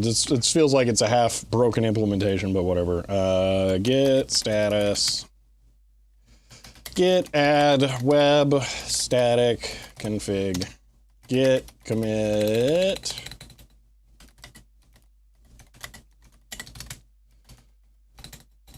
Starting on web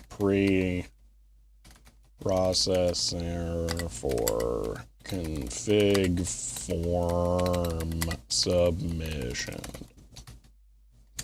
Git push. So sad. Am I up to the challenge? Let's only work on the README.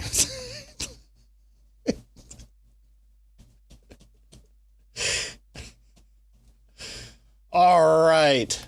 Who needs to code when you can pseudocode? Yay, pseudocode. Woo! All right. We don't have anything for, oh, wait, there's the config page. Okay. So let's think about how we want this to actually work, because this wasn't how my brain was geared this morning. So the context shift from back end with, what'd you call it? Python, that's it, to JavaScript, it's a little bit different. So.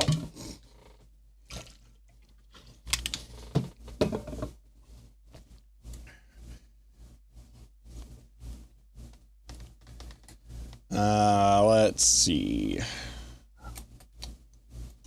I wish there was a less dumb way of doing this. Free ice cream. I don't know if you saw, band free ice cream finally worked.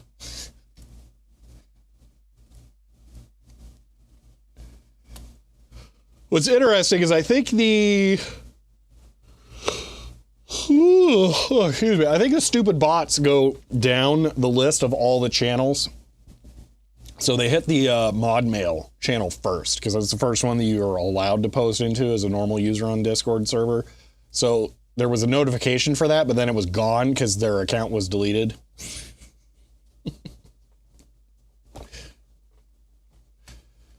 All right. JS processor. Yeah, we got one.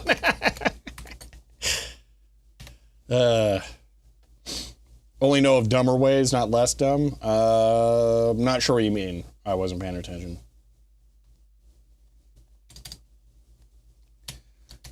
All right. To account for arbitrary, and I'm still not going to spell it correctly even after trying 3 times, arbitrary drive. Oh man, drives are even worse. I totally didn't think about that. You can have like 5 optical drives in one computer. I mean, yeah, I'm going to have to handle like redundant lists of things. Yeah, geez. One server, the first channel is bot catcher, only posting that one, gets automated. Yeah, so we set that up, Helen Croft. That's the free ice cream channel in the Discord server.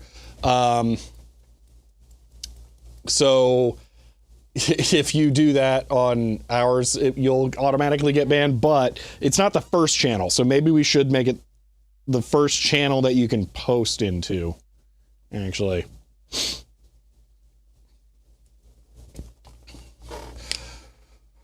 Miranda, I'm really not sure what you're asking there.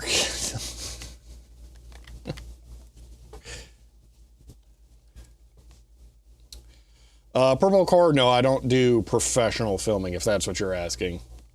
Just the YouTube stuff.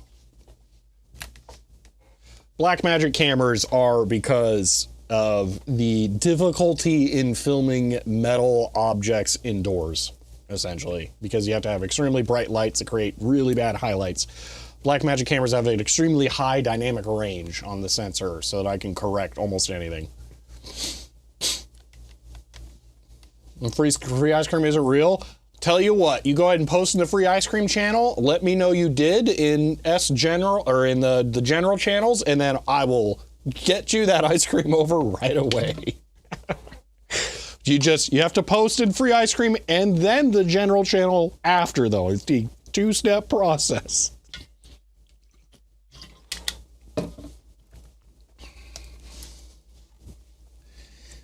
Okay.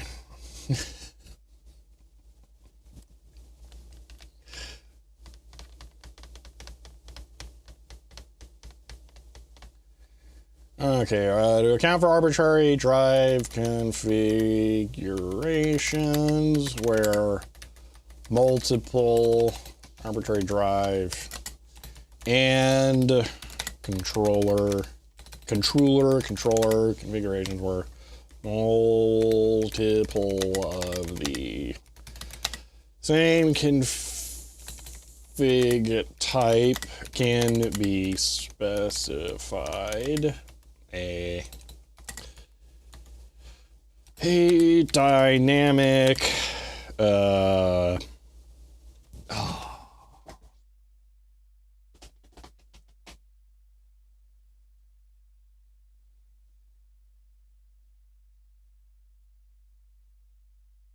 trying to think if it's worth. Nah, it's really not. I was gonna say worth enabling reordering, but nah. Says in band, how do I get my free ice cream? I said you gotta post in the general channel after you post in the free ice cream channel. That's how it works.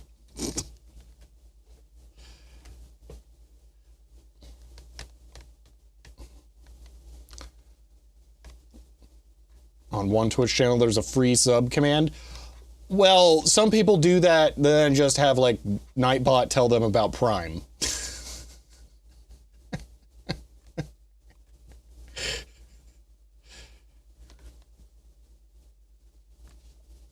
Regular or S channel, either's fine.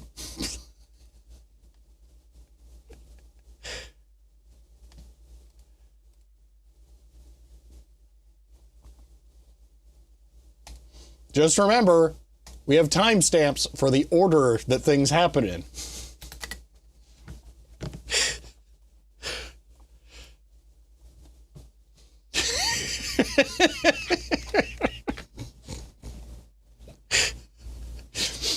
DZX over there trying to figure out, can I hit post on my phone and then hit post on my computer to post in one channel and then the other?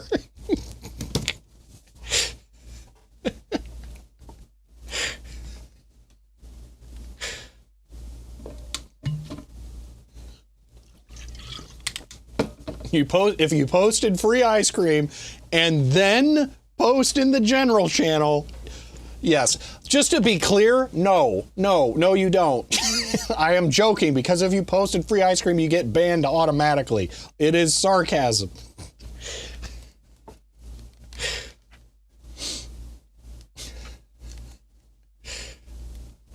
Oh, well, Jason, thank you. I've been a Linux user since 2011, so...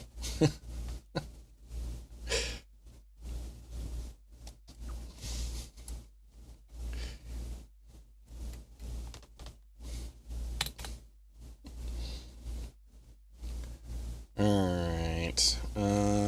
To account for arbitrary drive controller equation or multiple drives, dynamic data formatter will be required.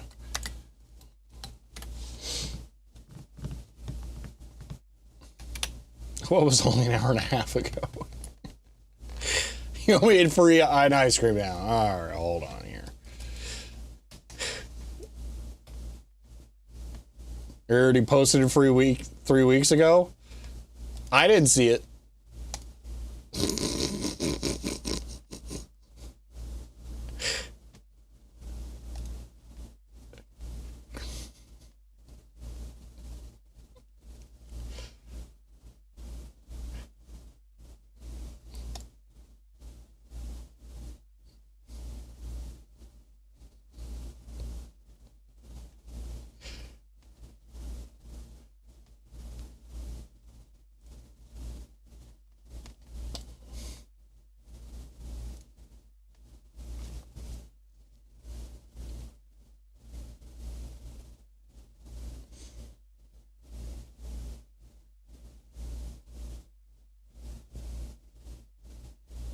I like how your limit, though, is posting an actual general versus S general.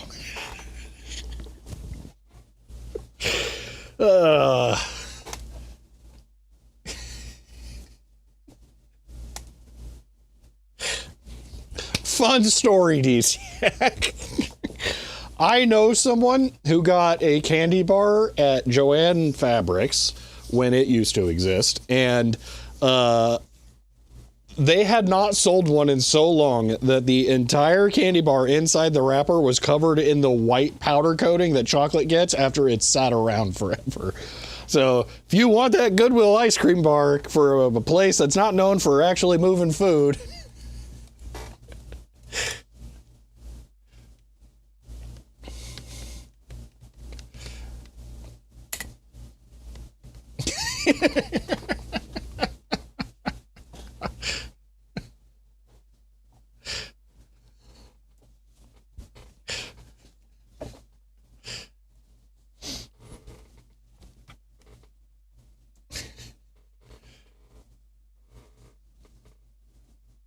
this old one. Yeah.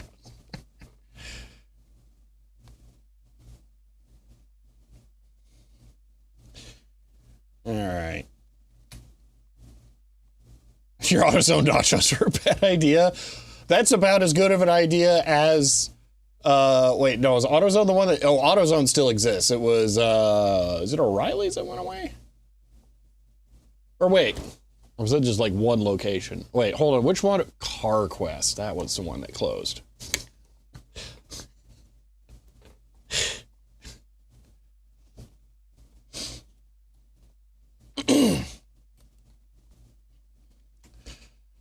Yeah, it was CarQuest, I think. I don't know. One of them closed. Maybe it was just a specific location. I don't know. Thought there was one of them that like went under somehow. I have no idea how. Maybe because you can't work on cars anymore.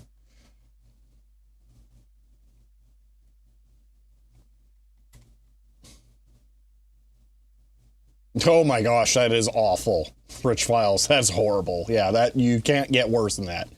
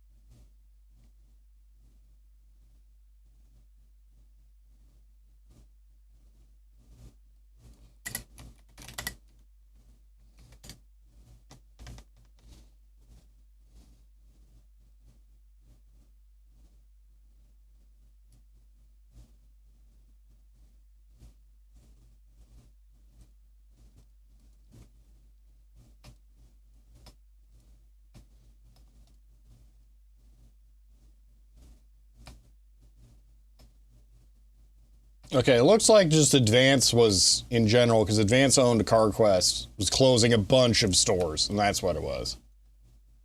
So they're probably not doing amazing.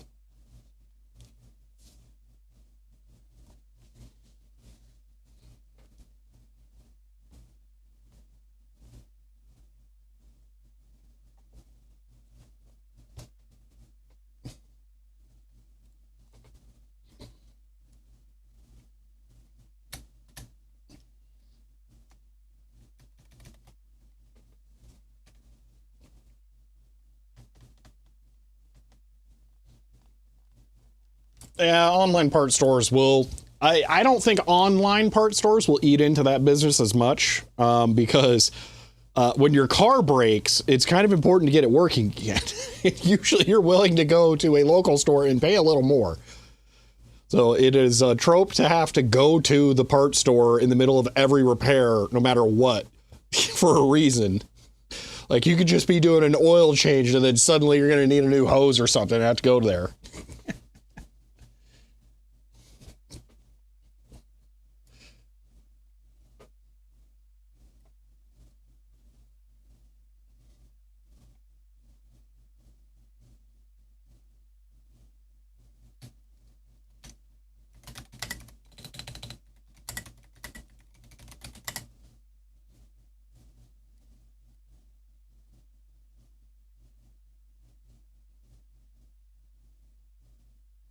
That makes sense too, Desiak.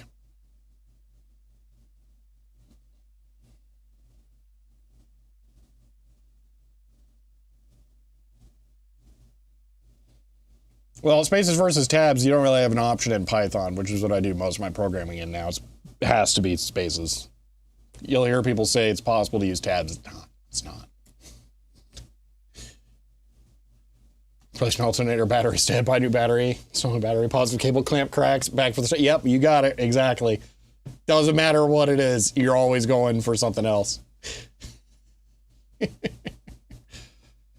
I forget what the switches are in the keyboard. They're some kind of ridiculously fancy one, though. I really like the keyboard. It was sent to me by Gadget Blues, and I'm very appreciative of it. So I don't really think about it too much. I really like the feel of the keycap set on it. It might be my favorite feeling keycap set that I have. It just dawned on me that this is the only keycap set that when I'm using the keyboard, I don't think about the keycaps. Which to me is the sign that they're good. And they're also exactly what I want. They're smooth, like Selectric smooth. They're what I'm after. I should find some of these in the like Dolce Black to put on my Keychron. Because, having $500 worth of keycaps around is totally like a sensible thing. No, this is not the MT set. This is the Danger Zone set that was included with the Novel Keys keyboard. I have the box around here. I could find it to look at the note of what it actually is.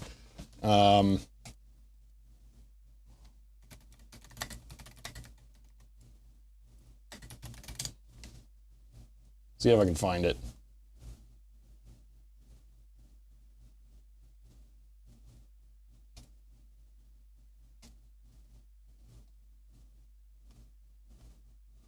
Yeah, it's this. So it's just Danger Zone. Maybe if they're SA, that could explain it. They're SA and smooth.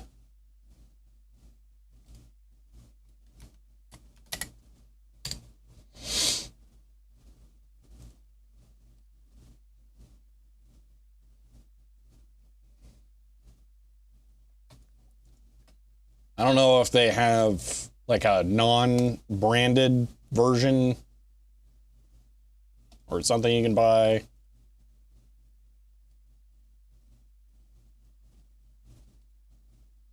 Yeah, smooth SA profile, I would say, is the way to go. It just occurred to me. This is yet another Dasher. Yes.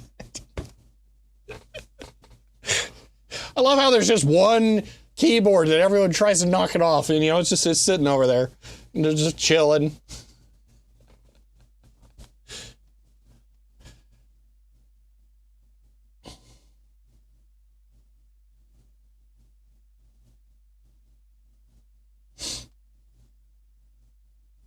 Actually, what? $12? That can't be right.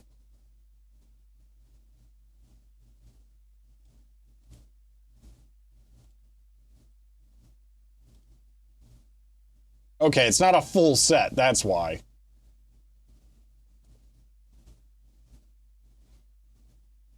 That a General Dasher keyboard when? I already reviewed one.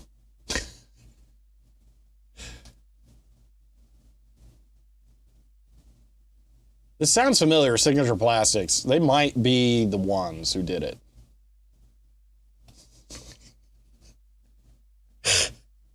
I'm sorry, I will never get over how funny it is. I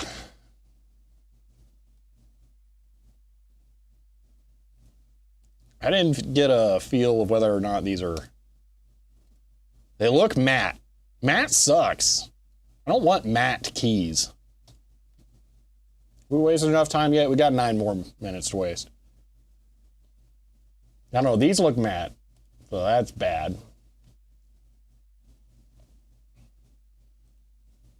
For the record, my MT3 drop keys that I put on the Keychron are starting to wear smooth on the high use keys. So those ones are not impervious to it. That's not the reason that I like smooth keys. I like smooth keys because you get better friction on the keys with your fingers like that. And I just prefer that sensation over having my fingers slip on the keys. But they're going to become that one way or another.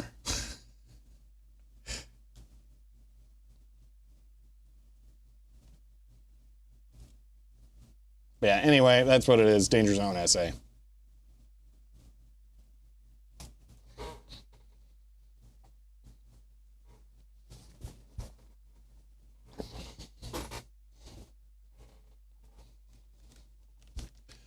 I still miss numpads. I'm not a fan of 10 keyless. I have not gone back to my Model M at home yet. I'm still using a DOS keyboard with brown switches on that system.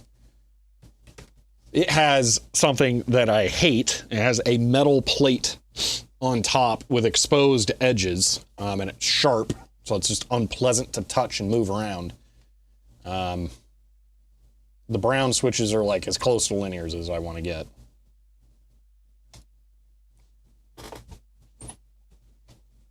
Have to have the numpad? Yeah, not having a numpad really sucks. In this case, I got too much junk on my desk. Like, there's too much, like, physical stuff that I use here. So having the numpad and the keyboard be bigger doesn't make as much sense. Yeah,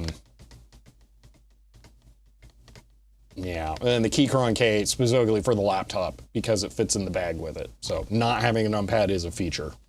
I can have a dedicated separate numpad if I need that, but that doesn't end up being necessary for the ways that I use that computer.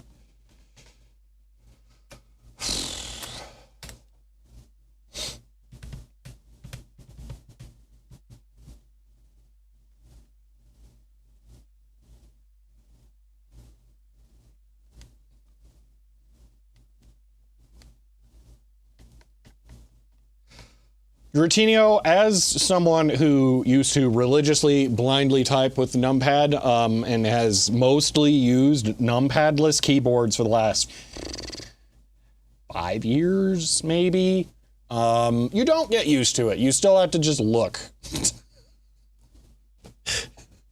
I don't think I am ever going to have a muscle memory for typing numbers. They are too weirdly located.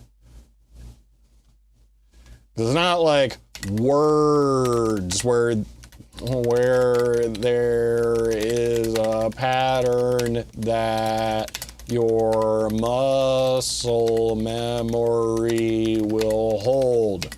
Numbers are harder to remember which order they go in. So that possible. Coming from here, 1, 3, 3, 7. Oh my gosh, I can't believe I got it. But that's obviously a number I type a lot. So it's completely different.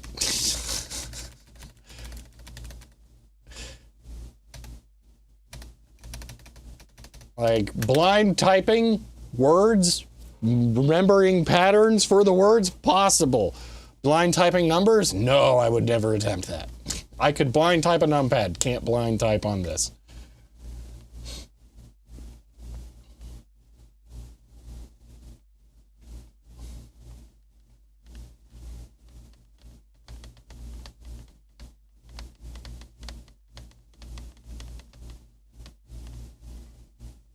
Entering floats without a numpad? Ugh. All right, I think we're just call this. Blind typing on numpad is you the mark on the 5. Well, that's what I'm saying. Blind typing on a numpad makes sense. Blind typing numbers on the alpha section of the keyboard is impossible. Because you can't form a muscle memory for it like you can with words. And then even with words, you can kind of cheat. Like, if I wanted to spell a proper name for something like I've never typed, like, okay, like Lamborghini. I misspelled it because I don't know how to spell it, but I was able to type that because I kind of know where all the letters are as far as the go from L to A M to B and that kind of stuff, that I can do. But numbers like 8, nope. 6, nope. 7, nope. 5, nope. 3, 9. I'm not gonna get it. It's not gonna happen. Although that was hampered by having my hand in actual home row. With WASD home row 5. Oh, I still screwed that up. So that would be 5, 2, 3, 1, tilde, because, you know, Quake. We got rocket launcher. We got shotgun. We got pistol. We got punch.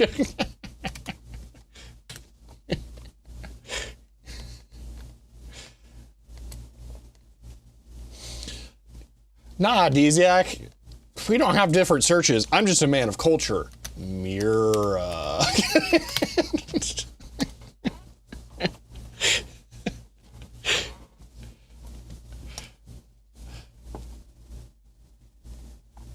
Okay, well, I am in, well, I mean, going 1, 2, 3, you know, sequential. That's a little easier.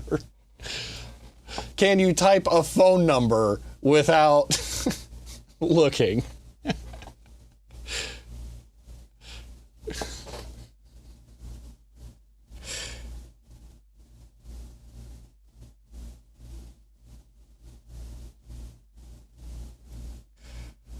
Dratini, clearly the answer is just get a typewriter and have neither 1 nor 0 anywhere. Oh my gosh, how have I never seen one of those weirdo hyper minimized keyboards that doesn't have a 1 and a 0? That you have to like a meta layer that.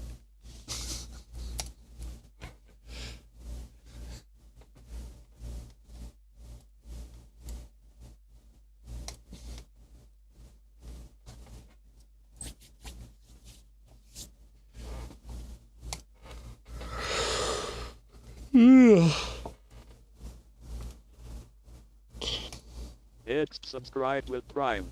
End of line. IDXT, thank you for the Prime sub there, and for the first time, I appreciate that. We are going to wrap this up here in a moment, but I got TC. Monster Miata is the correct term, please. First off, publish. Boom. There is now a video on the main channel there. Tube time? Okay. With your fancy lead mod powers, can you raid? Because I can't remember if you could raid before. Because if you can raid with fancy lead mod powers, I would be very down for that. I am going to run the outro here now, though, because we are wrapping this up. But I do highly recommend that you go check out the video, unless we are able to raid tube time here. There's outro o'clock. How to use, what's a G13? A Logitech? You mean G15? I'm not aware of the G13. Where's raid command? I don't see it. See, that's the thing. I don't know it either. I can log into the back end, I guess. They make it such a pain in the butt. See you, Philip.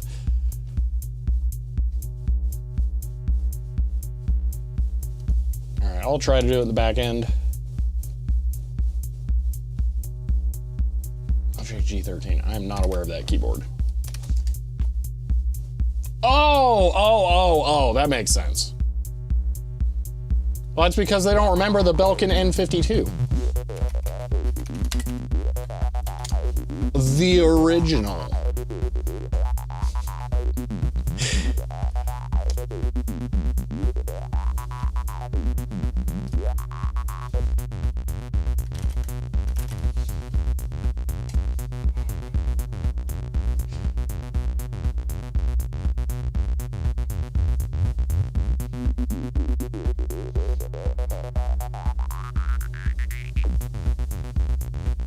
All right. We are... Wasn't Belkin a rebranded Razor? I don't believe so. I don't think Razor existed then. You don't have raid tube time? All right. I figured I had to do it, or I got it going in the back end. I am gonna start a raid here before we end stream. So, all right. If you guys had fun today, you may want to follow to be notified when I go live again next. If you want to help support the channel, I'm on Patreon, or you can get a shirt like this one and all that fun stuff. But we are going to raid Tube Time, and after they're done streaming, you might want to go to my YouTube channel and check out a video. Tube Time is fellow awesome vintage computer person who is currently looking at some PCBs. I'm not quite exactly sure what they're doing with it. It looks like potentially reviewing some designs, but they always do some really cool stuff. So definitely give them a shout out there. So that's it for now, and I will see you all next time.